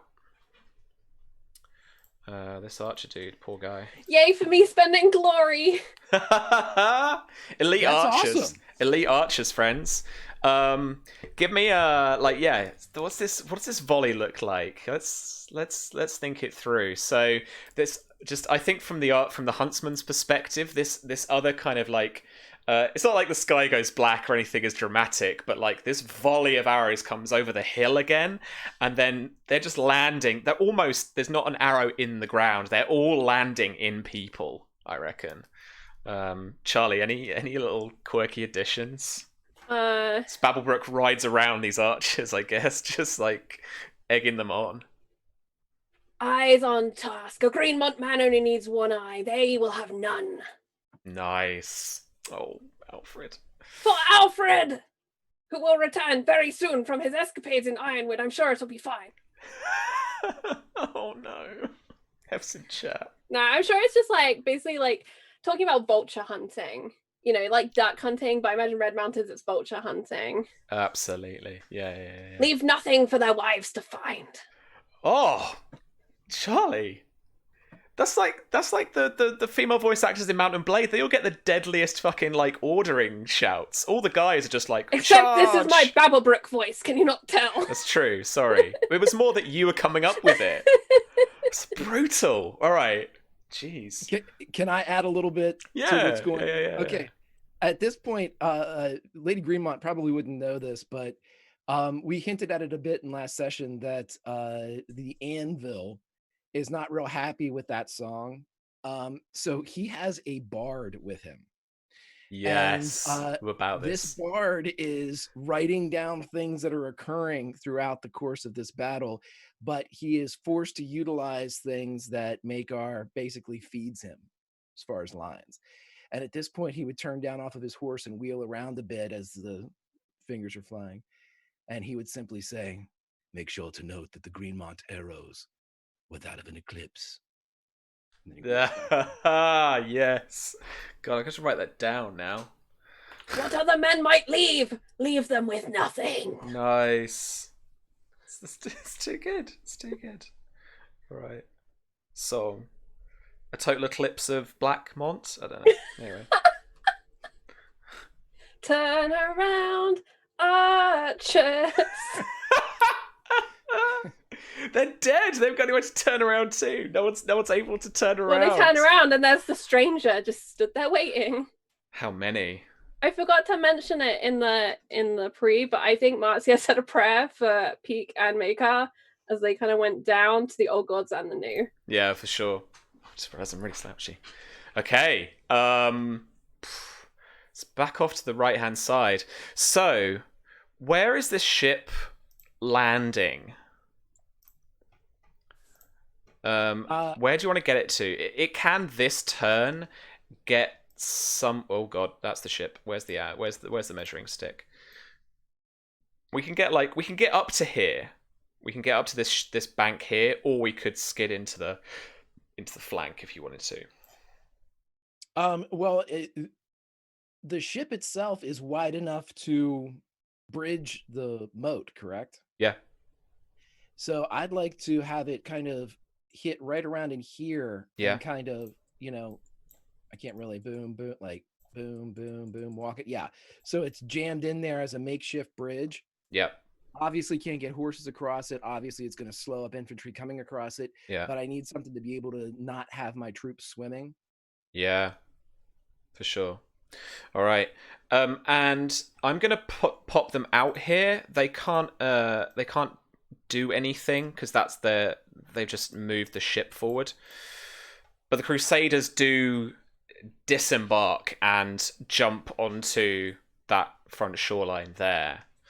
I think for the sake of it, I'm going to have these peasant levies run in and run away, levies, run away! Don't run in! And try and charge. This knight is like egging them on to move forward and to hit them. So these poor bastards. These poor Blackmont levies. Is there any way that we could continue, like, because this the Peaks were the ones that rode out. The Peaks were the ones that rode out and offered whoever turns and opens the drawbridge gets this castle. Could they continue to almost be chanting that as a way to, I don't know, demoralize, or a way to imagine Ellery Peak's like, you guys didn't do this, so the castle's mine. he's a very Craig, you can spend your destiny point that you would get back at the end of this to add that detail. That's an option for a destiny point. But if you buy it, mate, then there ain't no coming back from that. Your destiny points are Wait, did I get my destiny point back at the end of last session? I reckon, because you wanted to As Ellery Peak's my baby, can I spend my destiny point? Sure can. I'll spend my destiny point, Greg. Hell yeah. I like that. All right. She's working the Ellery Peak angle. Yeah, maybe Marcia saw that he was going and was like, fine, if you're going to go, then... Keep telling them that. Yeah, for sure. Okay, well, look, I tell you what, if you spend that destiny point, then as they fight, so just Charlie for me, let's resolve this quickly. For the Crusaders, what's their combat defense? Let me see. I've just rolled a 9. I don't have it on that bit of the sheet. Intrigue and combat, 5. Okay. So this is 1 degree of success. So they score... Ooh, this is going to be poor, because it's like peasant tools. Mm-hmm. 1 damage. Okay. Which doesn't go through any AR, I'm guessing, at all. They've got some AR. They must have. Yes. Yeah. So... the peasant levies storm in and throw down, and the Peak guys just as with your destiny point spend, what I'm going to say is that they kind of push forward, and essentially all they're doing is pushing and shield barging. They're not doing anything to these people, so they're actually being quite valiant about it and very restrained. But I imagine the kind of the shots and the drama of the scene is that these peasants are kind of falling into the mud, getting squashed a bit as these soldiers step forward as they're met at the ship, but they keep chanting Lord of the Keep, Lord of the Castle, or like this kind of chant of like whatever they're kind of doing. And no, I'll leave it at that. I'm going to leave it at that for now. Okay. So we're going to go to the engineers with a mangonel who are ready to fire again. Tower, please. Okay, roll me a warfare test. With them, right? So I'm gonna try. Wait, warfare, but yeah, but they have 4. I'm just gonna do those. I'm gonna if you get this to half hit points, the tower crumbles. That's what I'm gonna say. Boom. All right, 22 is 3 degrees of success. It's just shy of 4. So what's 3 times their damage?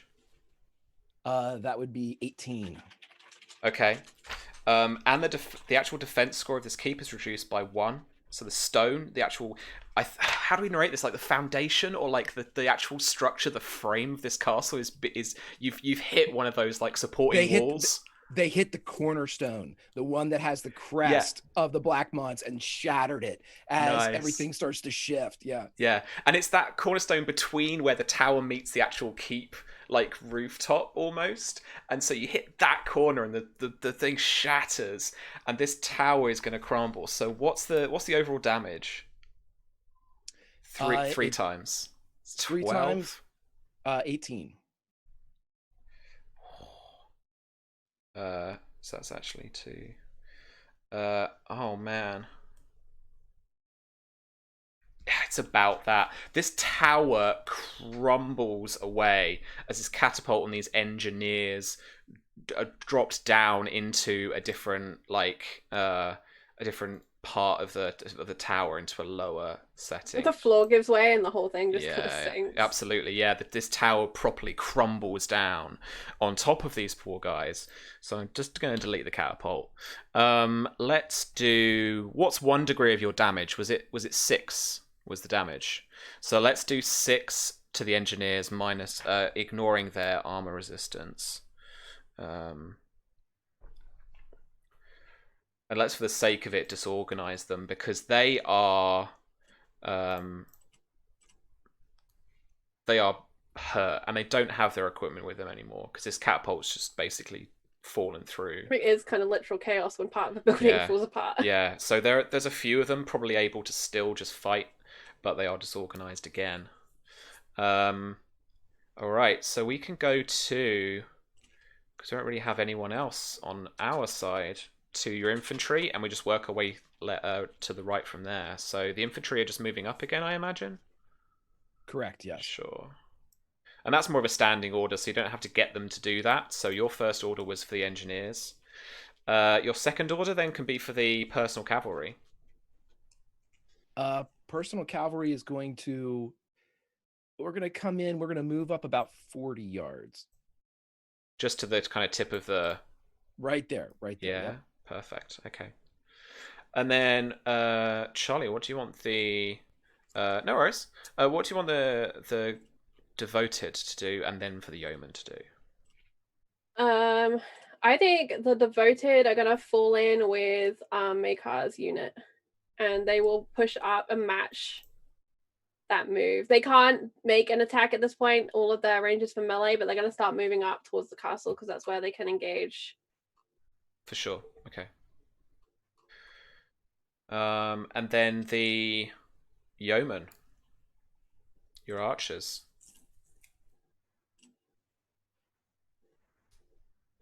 In terms of targets, it's a pretty sparse area now to look at because you've just got the peasant levies there, really. Yeah, I think Babaruk is going to call for them to move up to the hill, as kind of was the plan. Yeah. And then we can start, trying for a higher ground, see if we can get a better vantage point. You can get pretty much anywhere on this hill if you want to. You've got a good place there. I'm happy with that. So move yourself wherever you want to go there. Okay, I think he's going to move kind of up to about here, so he's still kind of tucked behind the crest of the hill a bit, because he wants to see basically what happens next to the troops moving up. Because then he can better judge if he needs to where he needs to move to.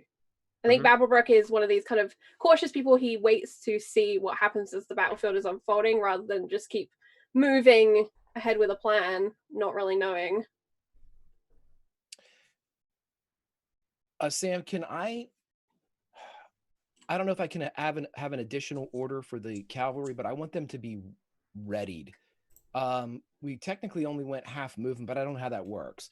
I'd like to, if it means not moving at all. Yeah, if it means not moving at all and having them readied, then I would rather have them readied. And the standing order for the mangonel is to continue to hit that cornerstone area. Sure. I'm bringing down the keep if I can. Yeah, absolutely. In terms of the ready, what's the trigger for them to act on, and what do you want them to do? React to any additional troops on the field. We can see if somebody comes from the keep, that we can't get to them. But if somebody were to launch from a hidden area, someone that like behind the castle, because we can't see behind the castle. Correct. If we see a new player take the field, I want them to defense against anything beyond the castle, if that makes sense. Yeah, all right. They're looking everywhere but the keep. Ice to the field. Yes. So you hear the scream, a war cry of units from the eastern side. And out from the woodland ride these cavalry archers. Yuck. Donathan Fry made those troops. I know a cavalry archer combination. I did this. You did them? I did Don this. also likes the cavalry archer combo. That's my tread infantry, okay. It's because they're a good unit, man. Historically, amazing unit. Yeah. Alright, they are going to charge.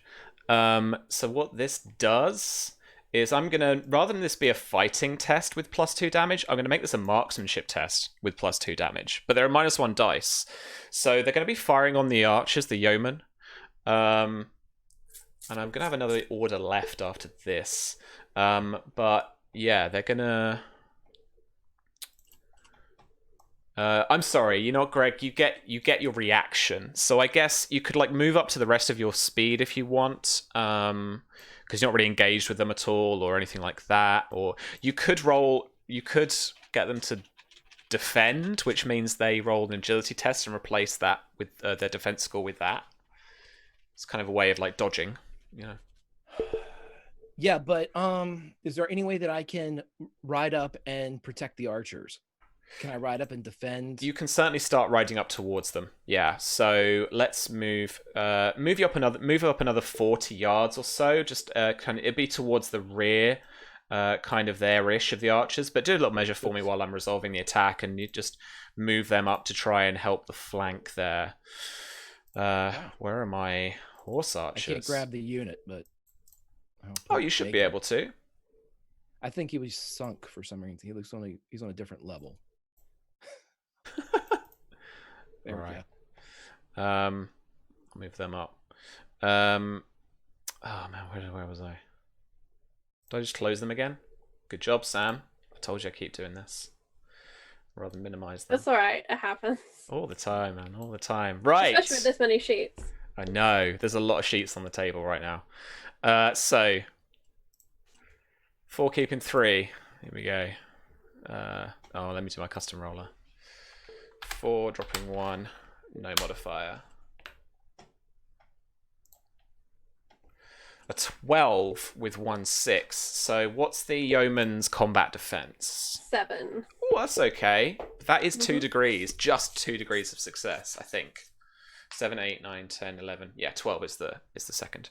So they are going to do...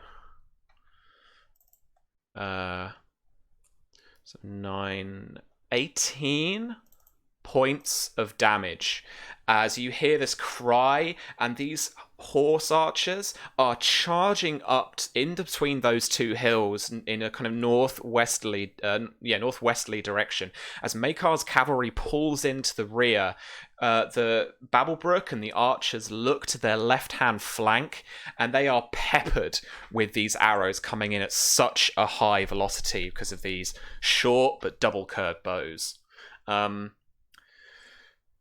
So yeah, 18 They disorganized damage. Okay. Let me put a little sunken over icon on them.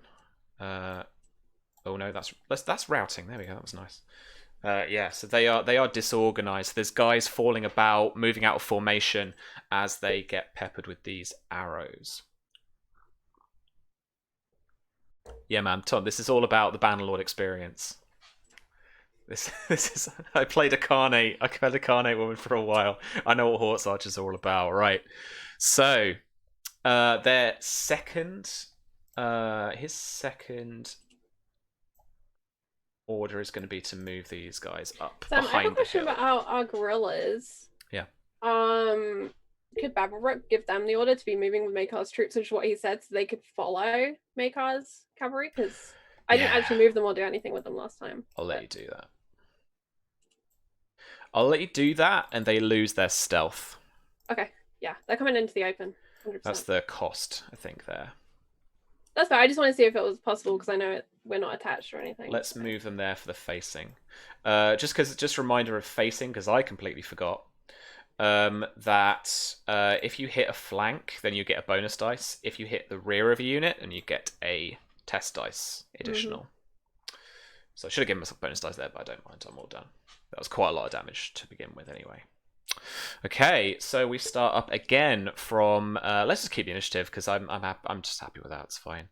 For Maekar to start. So the engineers, I presume, are going to reload the mangonel this round in order to fire next round.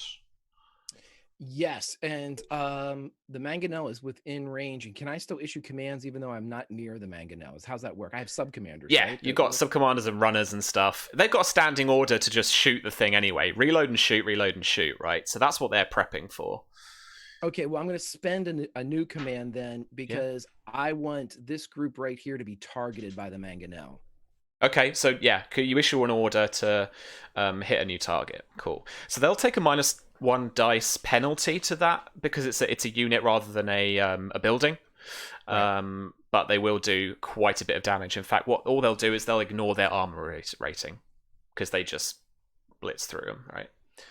All right, so they are this turn then going to change their facing in order to try and hit those guys with the mangonel. And then it's over to Peak's forces. They don't have any orders right now. If you wanted to issue an order to them...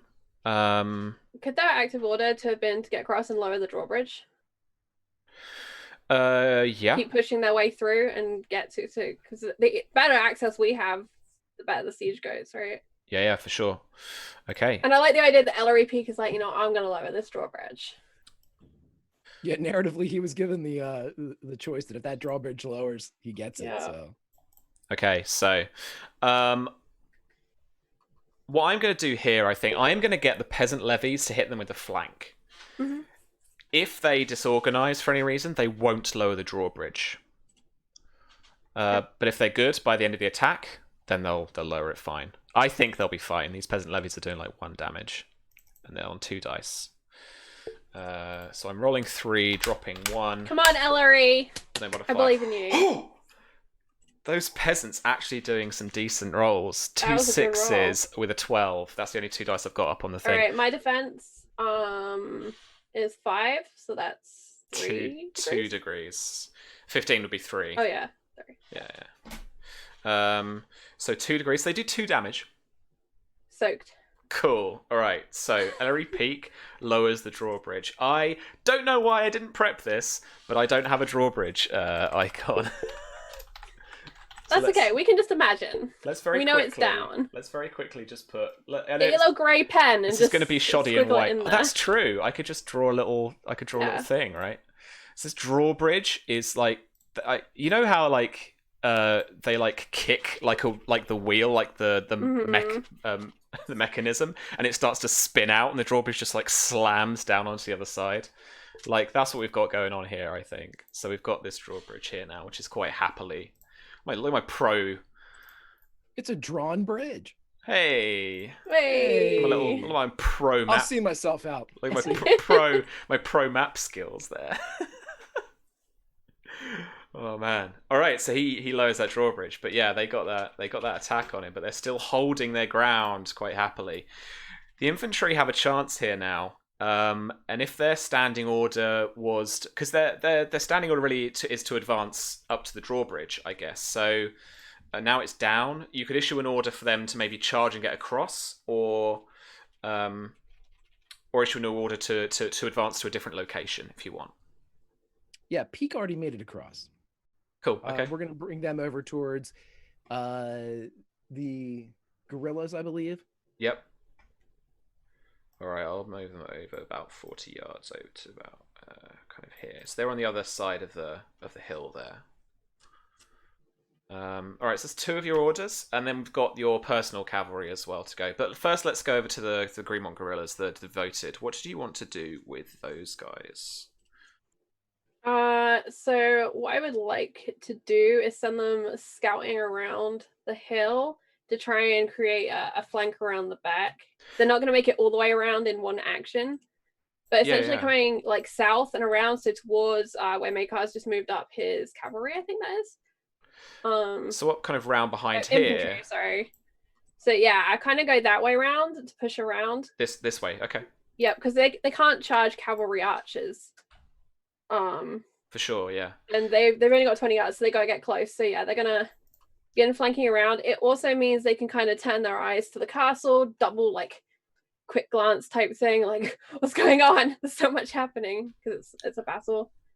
Yeah, for sure. But you know, they're guerrillas. They want to jump someone, so they're trying to get in a position where they can do that. Yeah, for sure. Okay, so can Babblebrook try and organize his archers? Yeah, for sure. Let's do that now, and then we'll... Sorry, I wasn't sure which order it happened. No, that's cool. Well, then we'll have Maekar and the personal cavalry do what they want to do.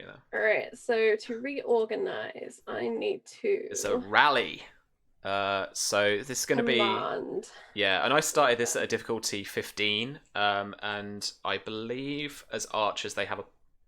I think the discipline modifier is +0. +3. +3, okay, yeah. Yep. I have these page numbers down now because I had to reference them so much. So I'm going to use my +1 test dice on this. Okay. Just to try and make it happen. Difficulty's going to be an 18. Yeah. And then... I have no command bonus dice. Okay. Either. So this is just add your test dice, and I'll take that away from the overlay. Yeah. So 19. Very nice indeed. They reorganize.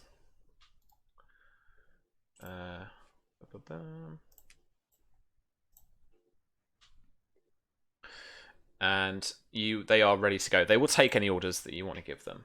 So that was his order. He's got additional orders, to be fair. Okay. Fyre would be a great order. Okay. Big on the shooty order. This is the second order he's had to give this round to them. So I will need just a difficulty 12 with their modifier warfare test just to get them to do this. To do it effectively, right? They try and they fire a few shots. It's not as a coordinated kind of raise, draw, all together fire. There's some kind of peppering of arrows as these cavalry archers kind of I imagine in real time, wheel their way around the northern side. But Maekar's personal cavalry unit time, they are within definite charging distance of you there. I want the archers. I want the cavalry archers. You want to charge them? Yep. All right. Please. So this is a clash of horse, soldier, and steel, as the cavalry archers switch to spear weapons as they ride, and there is this almighty crunch of flesh and steel. If you can roll for me, you're going to go first on this fighting test.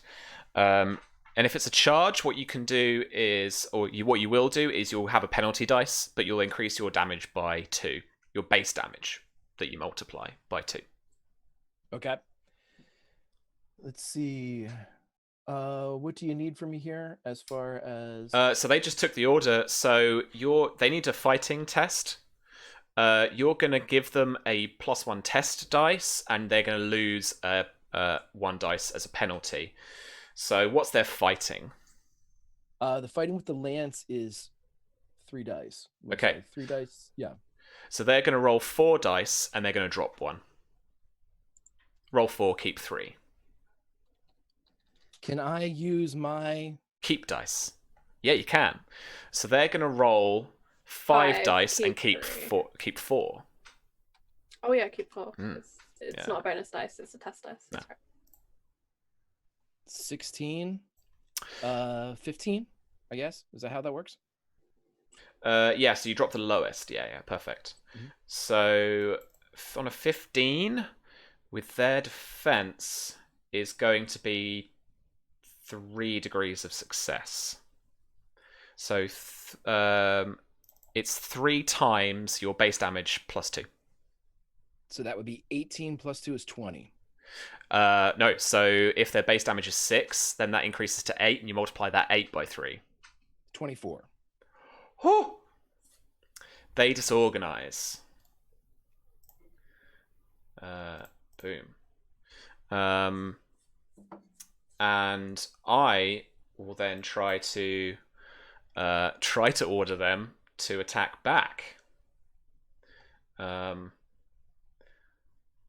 Although to be fair, because we're doing I'm trying to keep to the kind of the flanks.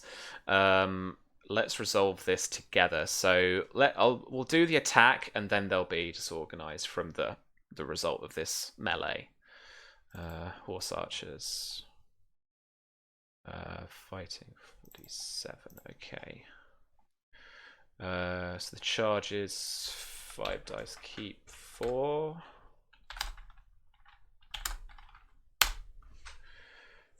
Oh, 21 with 3 6s against their combat defense. Gotcha. 1. Their defense is 1. Oh, 4 degrees of success. So they do, I believe it's 7. Yeah, they do 28 points of damage, and the unit becomes disorganized. So if you disorganize them again right now, then your personal cavalry will rout. So it's either rout here, or I imagine for them it's be destroyed. Those are basically, I think, the 2 options we have here. It's... Huh?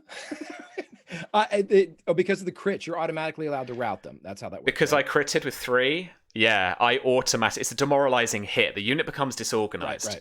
If the unit is already disorganized, they rout. So if you want to absorb that damage, then they're going to rout. So they're going to run. Okay. They're going to try and run from the field. If you don't rout them right now, then that unit is off the. It's off the game. It's not destroyed, but they are no longer a unit that you can use as they drop around you. Right. So now that really is the choice. They went. So they're disorganized, but they would go to rout. But I have a chance of pulling them back from rout. Correct. That's true. Yes, you do. Okay. Well, yeah. I'll let them get routed as we crash together, and all this happens, and take care of the damage, and then I'll try to pull them back. I don't know if that's a command or. So I'm going to do a little bit of narrative movement here because these guys, like cavalry, don't stick around, right? So they swing through. They swing through each other, and they crash into each other. And it's a lot more of your units that go down than they do.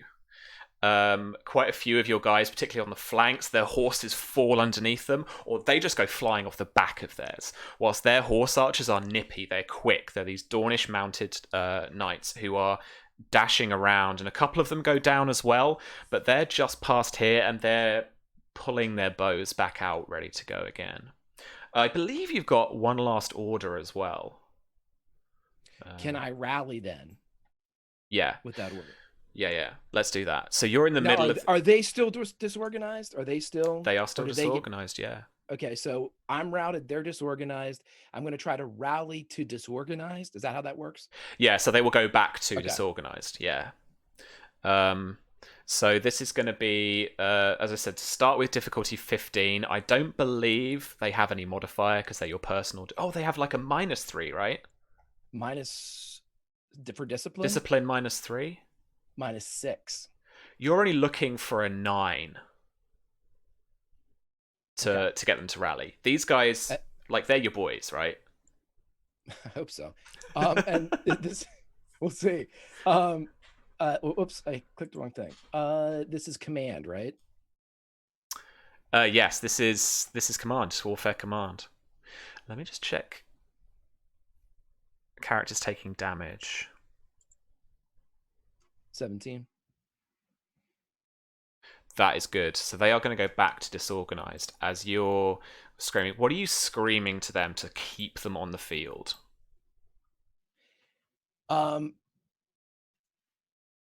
He would turn, and since these are his boys, these are the ones that were drinking with him when they were making fun of his brother, he would simply yell out, "Are you an anvil or a hammer?"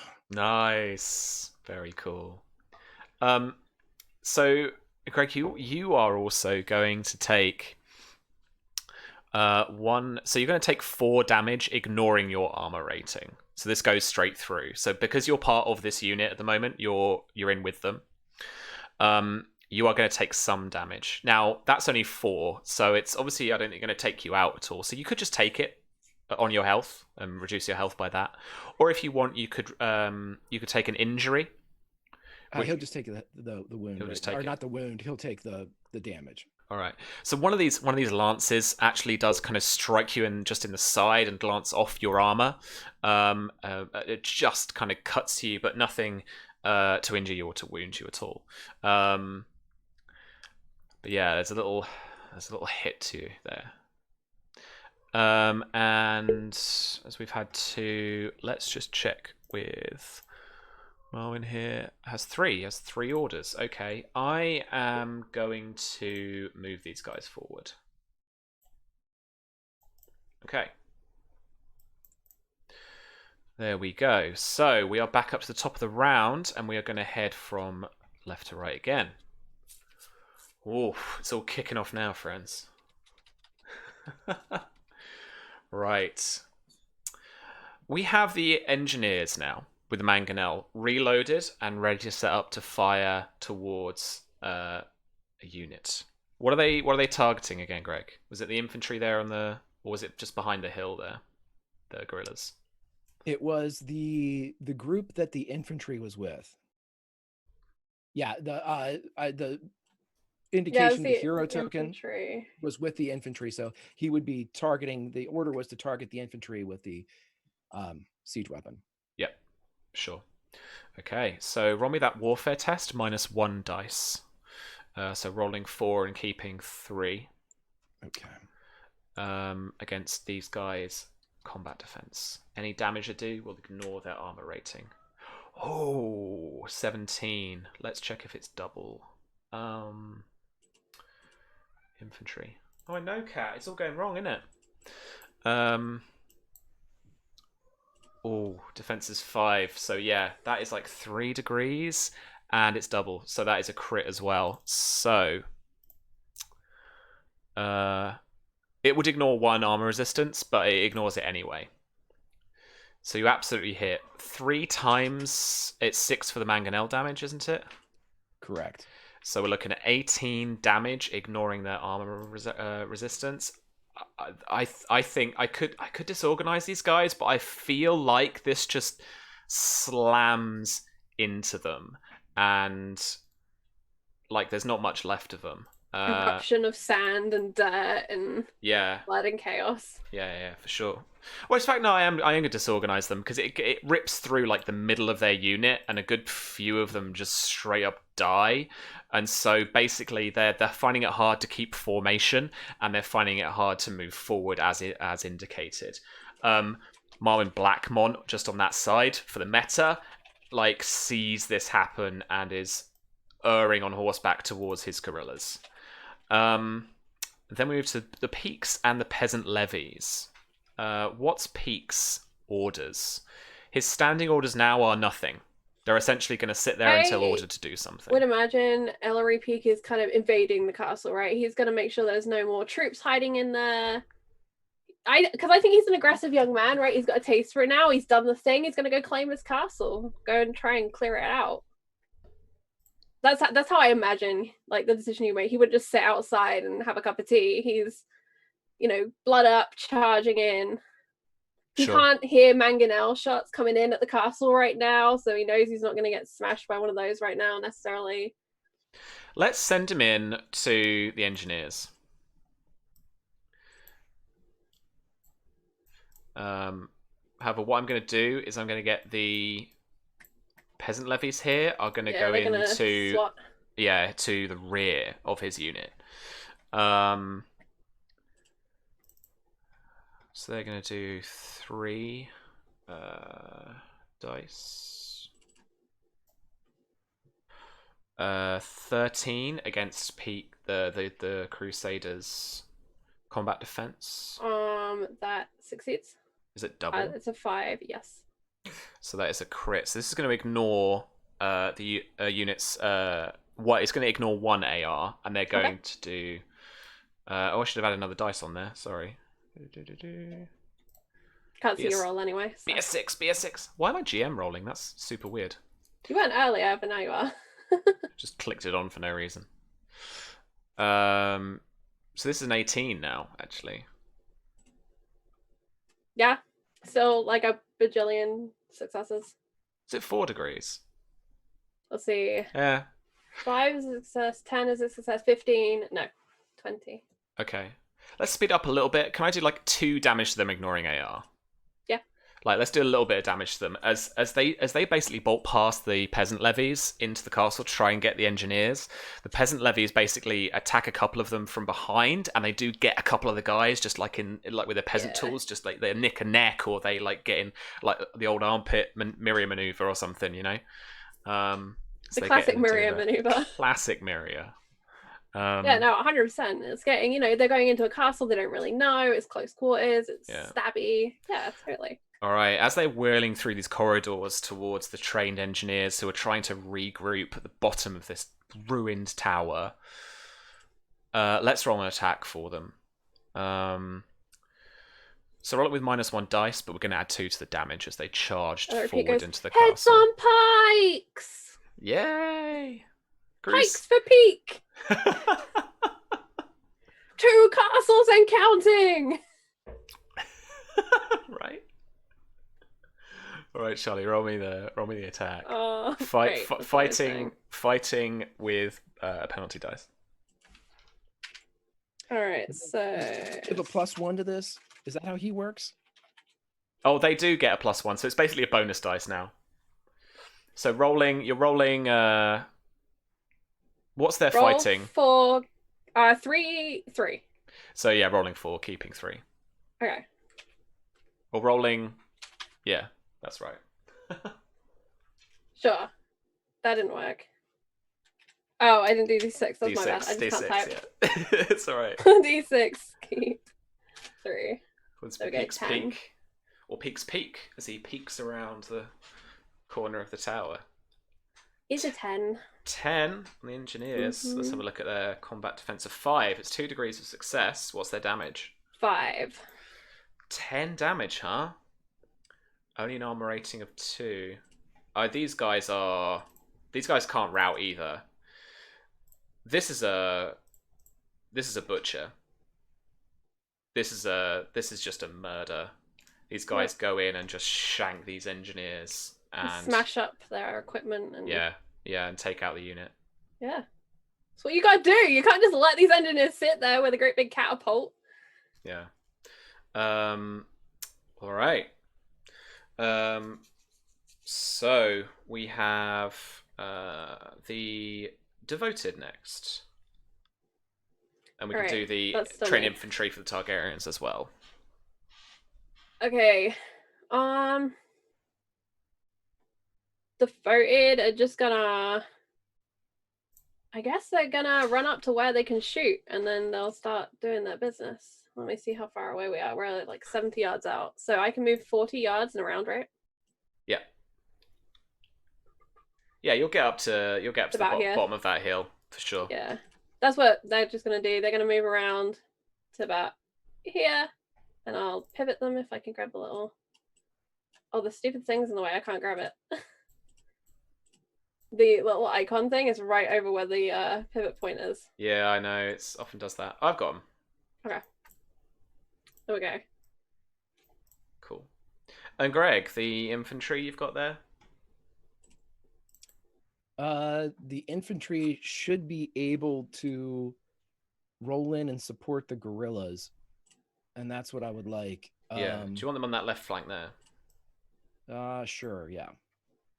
Actually, on the outside if I can. On the outside? I think they're going to be a little far behind there, but that's fine. We can do that. Yeah, just keep me there, please. Yeah, that's good, please. Sure. Charlie, I'm going to say actually, if they're within range. They're not, yeah. I still got another 10 yards or so to go, really. Oh. It's really close. Oh. Yeah. They're whiling those slings up. Yeah, they're getting ready. And the short bows. Short bows are getting. Hunter's bows, ready to go. All right. Creeping around. Ways is, because, a round represents a little bit of time. They're still creeping. They're just getting up into position. They got the bows ready. Yeah. They just got to get around the corner. All right. Well, I'm going to move these guys up to be fair to meet you. As they charge in. These guys, the infantry's disorganized, so Marwyn needs to... he's not actually attached. Marwyn needs to roll for it. Base difficulty for the actual order will be 12, and then the infantry is +0, I think. Discipline +6? Are you kidding me? Are you kidding me? No, +0. Thank you very much. Okay. 12. Let's roll 12 on his warfare. Oh, 3. Easy. 13. Yeah, so they go in and charge. Here we go in infantry versus the Targaryen infantry. Got the spearmen here, and they're going to do 3 dice, keep 2. Oh, I think I did 23 there. We don't want that.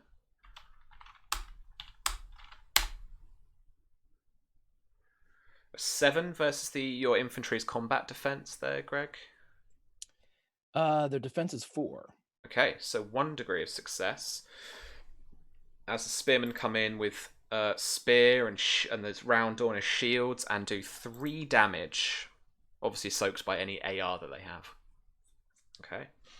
Awesome. And can I immediately return attack like the cavalry when they hit? Yeah, sure. It's a battle. Let's do it. There's this melee hits. Okay, so they would roll with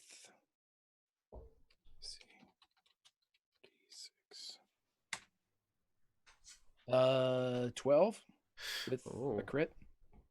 Very nice. So against the defense of 5 is going to be a crit, and it's going to be 2 degrees of success. So this will ignore 1 of their AR. So I'll only soak 3, and then whatever your damage is, multiply that by the 2 degrees. Okay, so they do 3 damage, multiplied by 2 is 6. Okay. I only ignore 3, so spin down to 6. Right. Okay. And then we have gorillas versus gorillas. So this is 3 keep 2. Oh wait. I wanna shoot them, but I don't think I can. No, this is a melee. Oh, I mean, I've got swords as well, but Yeah. This is Rob's. I don't know why I charged them. Because they're literally on one dice here. 5 versus your combat defense. 7 is my combat defense. Okay, well they do not hit you. So you get a chance to respond. I don't actually have swords listed, so I guess it is just marksman's. There is fighting. Let me just check it on the rulebook for you. Oh wait, yeah, fighting 2D. I've got it. I see it. Have you got the damage there as well? Yep, 5. Fab. Right. All right, I'll roll that. You know the 5 comes from their fancy swords. My castle forged steel. All right, 9. Oh yeah, defense. sorry, I was distracted by Susie. I don't really know what she means by Sam's throwing report. That is 1 degree of success. I think she's pouting because you're not using your extra dice. Oh yeah, she's very upset for her cousins getting smashed up. it's true. 1 degree is 5 damage, Sam. Okay. And they're actually much better with their swords than with their bows. So thank you for coming to me. They do much more damage with their swords than their bows. That's fair. I'm not losing on purpose. I'm really trying not to. I'm trying to be fair all around. All right. So let's go then to these cavalry units archers? above. Oh yes, let's do your archers. Yeah. All right. So I think if you're they'd targeting see- these guys below, then it's gonna be minus dice because you're at both at the bottom ends of this hill. Yeah, really what I was weird. thinking was they're gonna see Maekar's group getting smashed and the 2 groups disorganizing, and as that cavalry of archers comes out, they take their moment to take their shots at those cavalry archers because they're like, "Fuck you," in the Cool. actual face. Cool. In the actual face. All right, this elite archer unit, man, is gonna fucking get it right. Come on then. So 5d6, yep. 18. Hell yeah. Their worst roll so far. But Where are my horse archers? That is 3 degrees of success. Yes. I've got 1 6 on deck. So it's gonna ignore 1 armor rating. Alright, so I do 6 damage. So 6 times 3 is 18. Oh fuck. And they're already disorganized, right? They are already disorganized. They are going to rout. Yeah, I figured I was kind of facing towards them, so it made more sense that we'd see them coming out and be like, this is our shot. Yeah, okay. So Marlon's going to do something a bit dumb, but he's going to head up here, and the last command is going to be trying to rally them. But as he's up on this hill, Maekar has the initiative. So, Greg, Marwin, you fool! Greg, you get a chance to Run him down? you could go into like 1-on-1, or if you want to remove yourself from the unit. Or 1-on-1? What am I, Dornish? No, I'm gonna charge. I'm sorry. I actually love Dorn. Okay, so they're routing. I'm disorganized. Can I rally my boys that are around me with my bard and run this guy over with the entire unit? Yeah, you can rally them. Essentially, this just kind of takes away the effects. If they're going to take any damage that would knock them out, you don't have an opportunity to then disorganize them further anymore, because you've kind of used those up. Do you see what I mean? So if they health down to 0, that is it. Like they are gone, because there's only a few left of them now in a way, narratively, and like they're down to the quite low morale as they're kind of trying to stay together, and it's you really that's just keeping them together. Okay, and so the rally for them really doesn't have an effect mechanically, because if they get hit again, they're gone anyway. Yeah. I can't bring them back. So can I, since the other group is routing as well, can I don't risk like an attack of opportunity or anything if I just take my cavalry unit and charge over him? No, if you just wheel them round, then you can hit him. Yeah, I'd like to do that. As we're charging the gorillas, I was going to hit the gorillas anyway. Okay. So you want to hit them? Narratively, how you want to do? Do you want to hit them, or do you want to hit him? Well, we were wheeling around to hit the gorillas until I saw that idiot get up on top of the hill, and I decided I'm going to run him over. All right, we're going to run him over. Okay. Please. So, attack a unit attacking an individual character. A unit attacks individual character isn't attached. The unit gets +2 dice on their test. This is one guy, and he's got like 10 of you running him down. I mean, let's be clear. This is a guy who didn't try to parlay. He was camped up on a fucking hill waiting for us. We were gonna kill him anyway. I agree. So technically they would have this is a charge, so they would minus a die. So it would be 3 die down to 2 die plus 2 die to 4 die. Yeah. So you're gonna roll everything, and then you're gonna take them away. So Okay. my god. 5. 3 plus 2. So if your fighting is normally, whoa.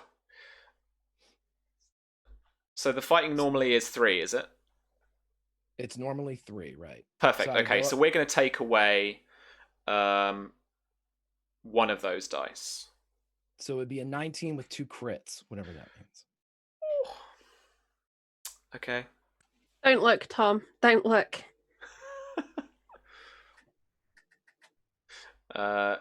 So what's the... Fuck me. He's just going to take a wound. He's just going to take a wound. As you guys come in, and I believe if that's 2, then his armor's going to be reduced. 2 6. That armor's going to be reduced as a crit by 1. So I've got to change up his sheet a little bit. Okay, so he's only on 5. Okay, fine. But yeah, he's going to take a wound. Which is going to reduce all his tests by -1 dice. But yeah, you charge through essentially. You're not sticking around. No, you're just charging through, trying to run him down, rather than trying to stay around and fight. Is that right? Yeah, I said that we were taking a charge through there, and narratively speaking, this was almost like an attack of opportunity.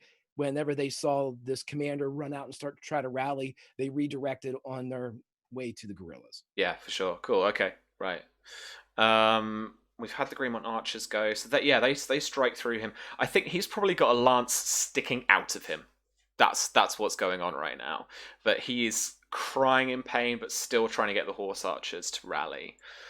So, can I add something? Yeah.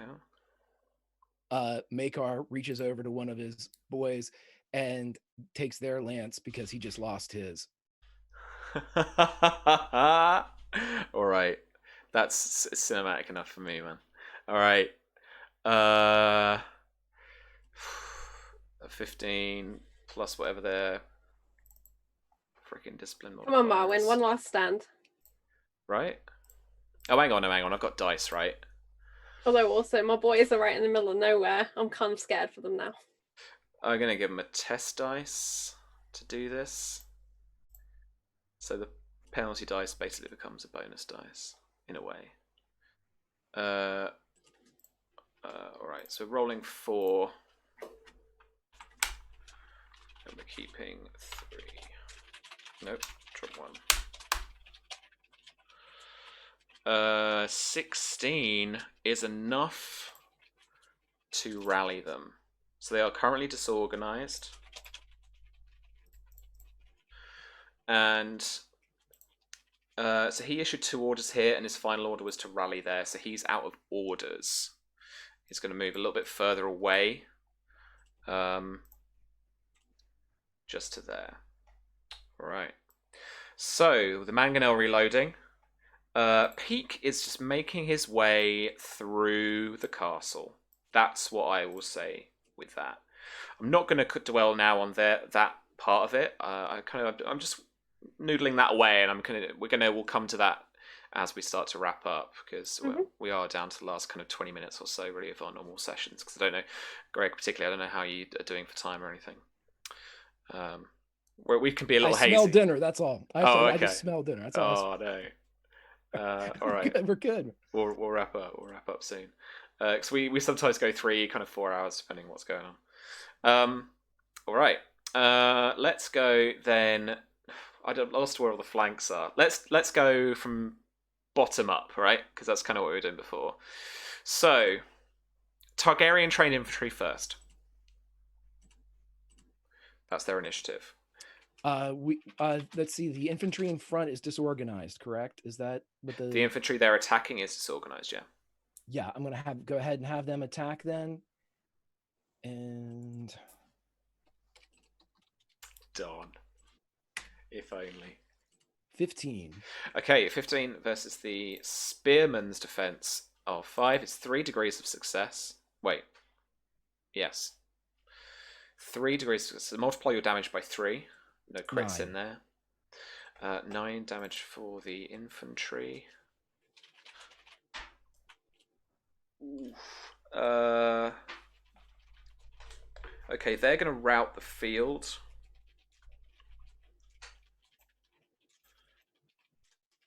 Which I will actually do with them now.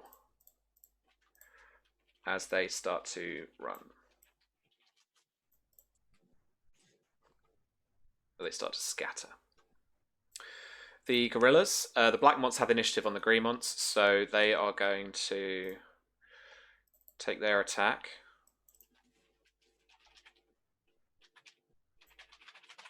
A 7, Charlie, versus the Greenmont devoted combat defense.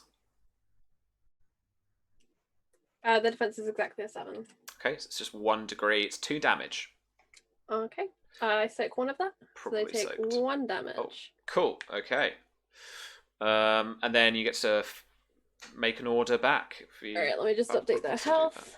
And then, yeah, they're just gonna melee it up. This is their chance. They wanted to fight people when the friggin', Tarleys and oak carts were kicking off and they'd been called back. They wanted to fight when they'd come down, kind of here in the first place, and they didn't get to. So now they're just, letting go, having their fight. And you've got a bonus dice in your frame, and that just sounded like it warrants. I do. It's up to you if you want to spend it. It's up to you. I don't mind. I'll throw it in here. Why not? I was gonna save it for the archers, but we'll throw it in here. It's alright. So I'm gonna roll 3d6 and keep 2. It sounded like a bonus dice moment, anyway. 12, 2 6s. Oh. That's as good as I could have rolled. Literally that. And their defense is a 6. So it is double. And it is 2 degrees of success. They do 5 damage, so that's 10 damage. Okay, so they disorganize anyway. As these guys just pile on through. These devoted guys, with their like finely crafted blades and stuff, these Blackmont guys are just no match. They're not as well armed or armored, and they just wail in. I like to think the war cry is for Myria, for Greenmont, because that's what they've been told. Like, they're doing this to avenge Myria, so it's for Myria and for Greenmont. Yep. And they for sure. They're... That's the technical sound of a sword fight, by the way, in case anyone was wondering. It absolutely is. Oh god, what was the damage? 10. Somewhere a Dolby effects artist is just shivering because that was the perfect noise. I heard it. Someone did it. I made that sword sound. All right. Well, they're going to rout the field next, so they turn and run. Maekar and then the elite cavalry, the cavalry archers. Greg, what is your cavalry unit up to? What's your order for them now here? I would like to have them just defend, if at all possible. Yeah. In fact, I might have them. They're gonna hang out. Okay. They're gonna hang out. They're gonna hang loose. If I can wine charge, from the skin. Right. If I actually, you know what? We've got what's his name here. Is there any way I can run him over again? Can I back up? Can I just? I'll let you about turn. And only move like 20 or so. Greg, just charge him down. Just Maekar on man with lance. I won't let you charge him with the unit. I will let you just move in. I don't know. I'll take him with Maekar if Maekar can ride in with his sword. Because you still got your destiny point as well, Greg. Greg, it's dramatic as fuck. Let's do it. Okay. And he's wounded as well. Like that, your lance is buried into his abdomen. Then can I spend my destiny point? Yeah. Since we're at the end of the session anyway, and if Maekar dies, he dies. He would come forward, and if he's got the lance stuck in him, he would simply say, "Well, that's the best you've ever looked," and take his head from his shoulders, put boot to plate, and pull his lance out. Just maybe clean it off and kick the head back towards the cavalry. Okay. I mean, He's got a sword in his lance. He can't pick it up. That's a juicy scene. Well,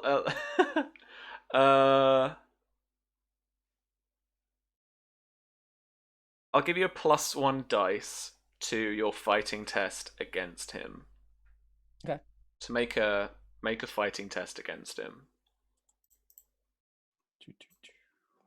As this young guy, and he's like, it's kind of he wears his hair, dark hair, and a kind of short, tight ponytail underneath his helm. But he's got this kind of soft face, and it's a little dark, tanned from kind of this sun-blushed skin. And you look into these heavy, deep blue eyes set within their sockets.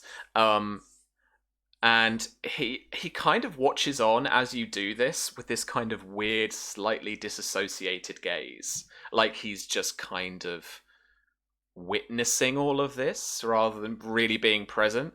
And you do notice that around the ridge of the clear face that you can see under the helm, is that there are these 3 scars running like a scratch down the right cheek. So yeah. So with going with long blades with a 20 is definitely no crits in there though.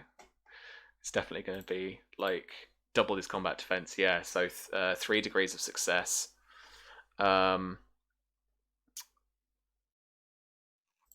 What is his defeat? Because you get to decide. I know, like ultimately we can obviously kind of narratively we can change it up, but you could do anything from killing him to maiming him and capturing him to sending him to the wall. Oh, he made a promise. So here's what we'll do. Let's properly narrate this, because I imagine that at this point now, when you guys are tussling and whatever the actual very short-term immediate consequences of the fight are, his units are going to just rout from the field.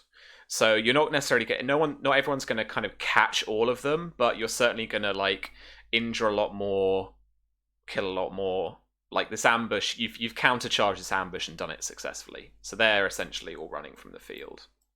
Then he would pull off his helm, walk forwards, and instead of just taking his head from his body, he would pull something from the saddle from his bags as he walked forward. And you have fallen. Your house will be forgotten. For a promise made by a Targaryen is a promise kept. Ash is your legacy. And using his lance, he pushes the back of the man, so he's almost propped up like on a kickstand, kind of hanging off the lance.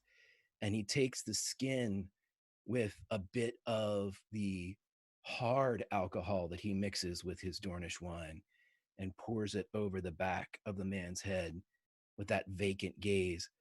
And then he takes his sword, lifts him up by the chin. Take one last look and listen. You can almost hear the dragon's breath. And he cuts a spark onto the back of his head as he bursts in the flame. Nice. And he goes up surrounded by these Targaryen troops and these Greenmont soldiers. It's not as dramatic as Wildfire, and it's not as august as a dragon's cascading breath. But this man is burning to death, stuck on this hill, propped up by your lance. And the lance goes up as well, slowly. The man's skin, Marwyn's skin, begins to char and to turn to ash. He walks up to the bard, looks up. Ended with this. When the day was won, the dragon sighed. And he gets on his horse. The bard very quickly writes it down in his notepad.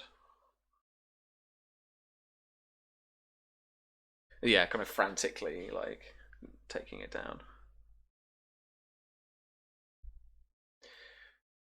Charlie, is there anything that you would like to do narratively before we wrap up? I think narratively, kind of what's going on is happening on the hillside, and Babblebrook and the archers are just sending arrows out after the fleeing unit. Particularly that cavalry archers. And then once the battlefield is cleared, Babblebrook will call a halt and have his unit stand ready for Maekar. And he'll call the devoted basically into heel as well, and stand waiting for, a general's purveyance of them.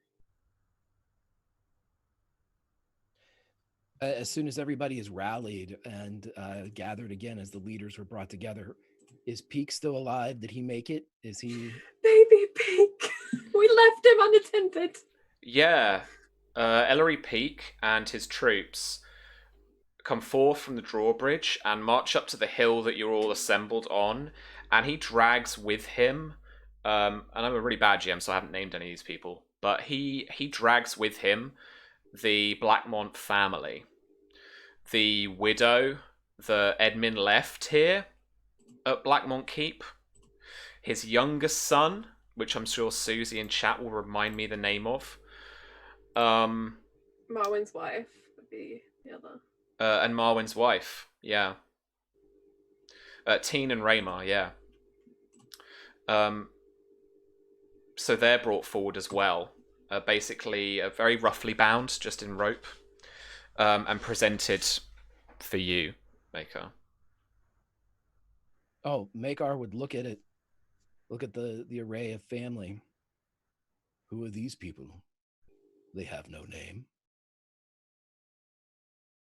You let them live, your grace. They were in your castle, Lord Peak.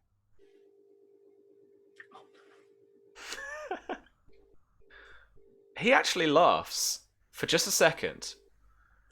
Like this weird kind of curl of a smile and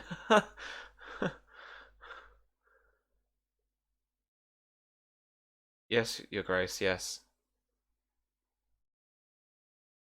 This isn't a test. Your decision will be honored. The only stipulation is they have no name. The Blackmonts died on this field. Yes, your grace. Yes, they did. And he speaks quietly with a couple of his sergeants, and they march them back into what is his new, slightly ruined keep here, south of Fox Hollow. And yeah, anything else, Charlie?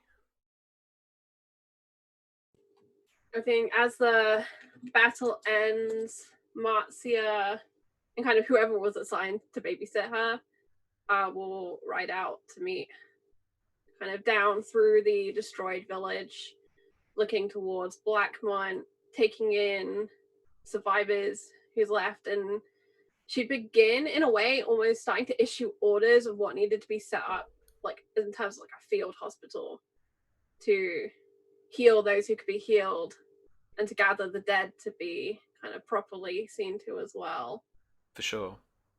you want to quickly resolve that now? Yeah, let's do Let's that do now. it. Let's do it for the Greenmont units. I mean, maybe we can chat after, kind of in between sessions about the Targaryen And units. I then, don't want to yeah, bog I us was gonna down say, like, too much. specifically, I imagine she would probably see Maekar's injury, whether he's kind of being shy about it or not, and probably make a comment that she would, like to tend to it if he would allow. Oh, absolutely. Yeah. Okay. He's had his armor taken off at this point, I guess.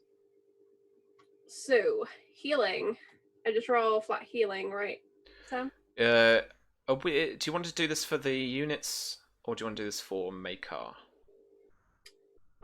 Since we have Greg here, let's just heal Well, Maekar. so Maekar didn't take any injuries or wounds here, right? He took 4 damage. You Wait. slammed him. Well, sure. It's kind of like stress. It just comes back to full at the end of the thing. But yeah, for sure, you can role play out some healing of Maekar. That's no problem. To do a little treat injury. All right. Not that he has one really, but Yeah, as long as it's not like poison. The last you're just kind of ever get. You're just kind of padding his forehead. Cleaning up cuts, little iodine or Westerosi iodine, I guess. Boiled wine. Boiled wine for everyone. Strangely enough, every time you touch an abrasion, Maekar he winces. Ow. What? No. While you're doing this, Maekar would say to you, Lord Peak will require advisement. Someone that could direct him, that he trusts. Someone that I trust. Your Grace, I have my own home to attend to. Of course. And my kindly steward must return to Red Lake. Perhaps, Your Grace, if you could afford me the return of Lana Greenmont, that would be of great assistance to me.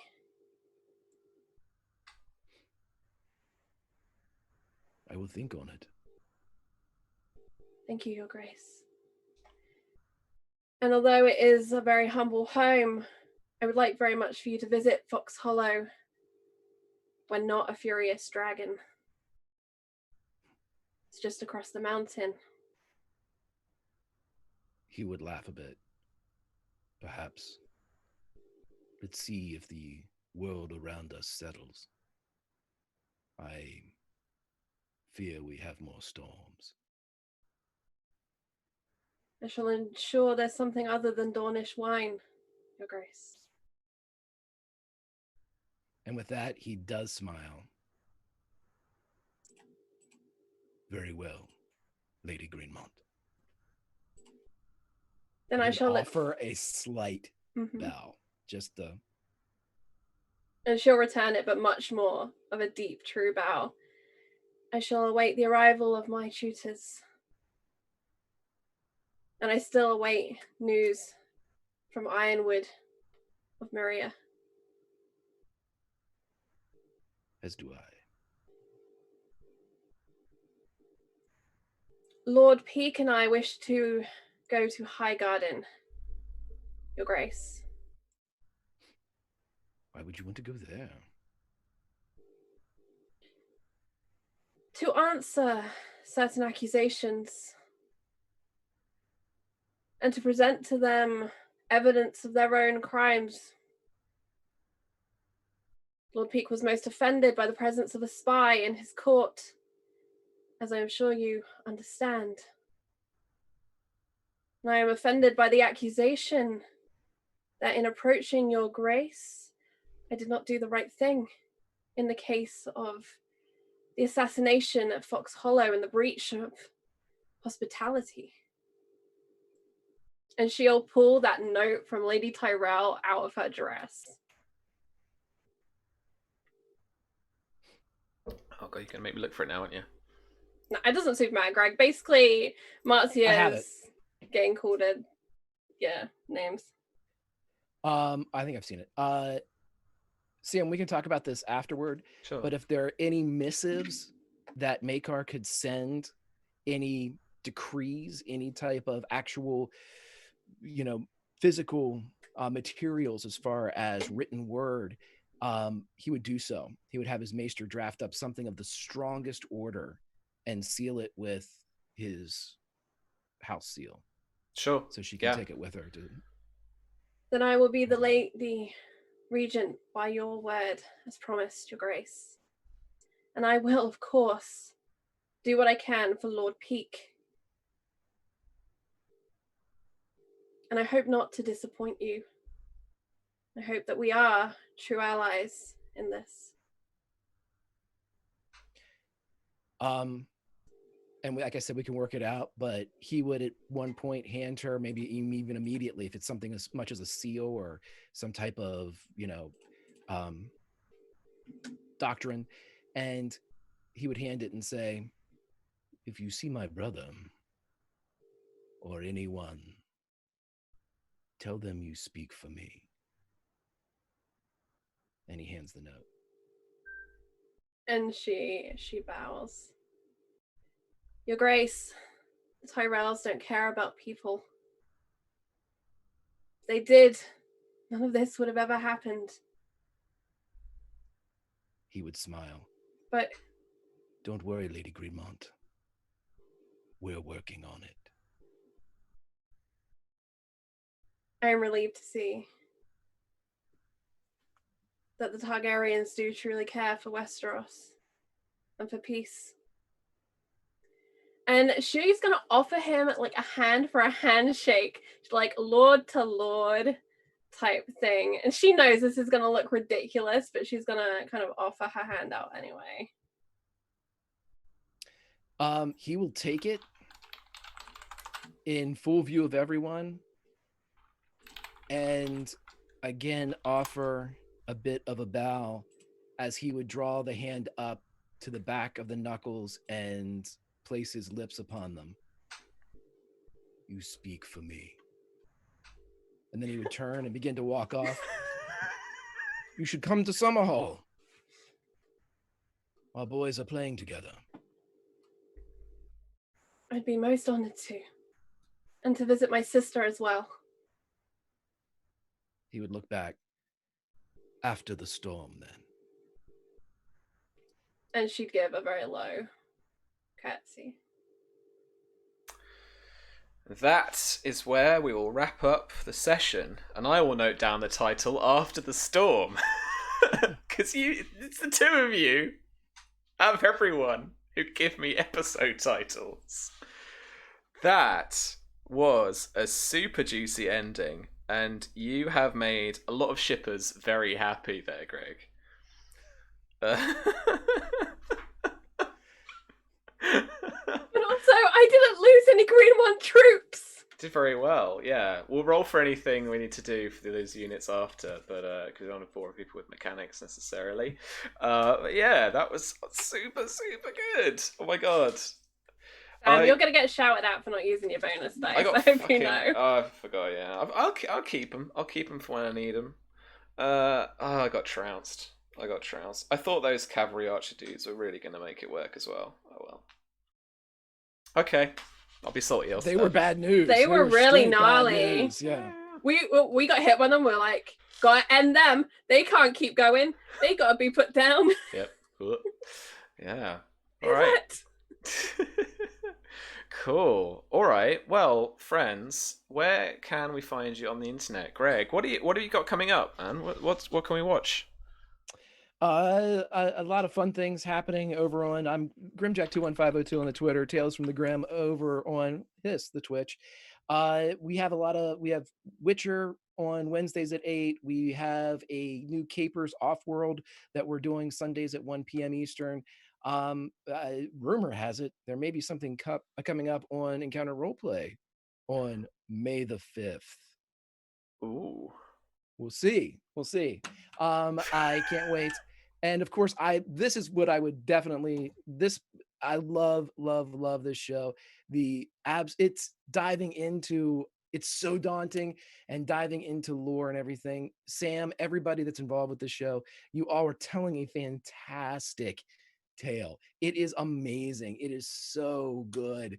And you know, when I get behind, I always catch up, and it's just the best. Juicy doesn't begin to say what it is, and I am absolutely humbled to have a chance to pop in every once in a while and play this asshole. I love you all. Love you both. Chat, you're awesome. And I do love Dorne, as far as you know. Back to you, Sam. Fair. That's fair. Charlie, that was a whole thing. It was a whole thing. I don't know who put me in charge of an army. It's not a great decision, but super glad to have Greg with me today. And happy birthday to Greg, whose birthday was like just last week. Literally last Thursday. And Greg just did a guest spot on his son's podcast, and it's a really great episode. So I think it's Awkward Middle Schoolers, right, Greg? I need to catch That's it. Thank you so much. Yeah, so please go and check that out, and make sure you leave a review and some stars, or I'm sending Targies after you. As for me, Encounter Roleplay, we do stuff all the time. We've got a whole heap coming up, including something special with Greg and something special with Sam and the Spy game. Yeah, we're playing that soon. Going to be a super cool time. It's going to be a preview of the mission that Oz is writing for us for part of the Kickstarter fulfillment. So I'm running a little contained part of the mission that works very well for a one shot. I think we're going to have loads of fun. So yeah, I'm waiting on that casting, and we'll be on that soon. I'm really excited by that. Oh, on the subject of casting, all of our casting does close on Friday for Encounter Roleplay. So head on over to the Discord for all the details, or I've just retweeted today all of the current open casting calls, so you can check that out as well. Nice. Alrighty. Well, we did the thing there. Cool. I think Susie's on the old bot. That's good to know. Well, if you want to follow us, we're Follow Black Cats all around the internet. You can follow me personally around the internet at RPGWebby. We're here every Thursday. We're making these juicy fruits, and it's going to be awesome. We're going to be closing up this season pretty shortly, in a couple of weeks, I imagine. I think I've got 2 weeks. I was thinking about this today. And then we're going to finish up season 3, and we are going to prep for season 4. There will be a time skip. So as you guys are talking, and there are these little details being discussed, I'm thinking, right, what does that relate to in like 5 years that we're talking about? So Sam, just for you, happy 1 year anniversary, give or take a day. It's been a year, right? Has been a year since we went live with our first episode. Over a year if you include all of the extra stuff we did beforehand. Yeah. And you've done it. You're the GM who has kept this band together, filled out all the spreadsheets, schemed, plotted. I could not have done it without you folks, though, friends. So big props to the whole cast, and thank you so much for being with us. We've got this fab little audience going. Great little fam, and we got that in the Discord as well. That link will come up like super quick. I'm sure Susie's on it. So chat to us about the Juicy Fruits if you want to. We've got that, literally that channel, Juicy Fruits. Got After the Fire. We talk about this all the time. So if you've been lurking for a while and you want to kind of get in on some of the like backstage gossip, I guess, then head over to the Discord, and yeah, we're on there.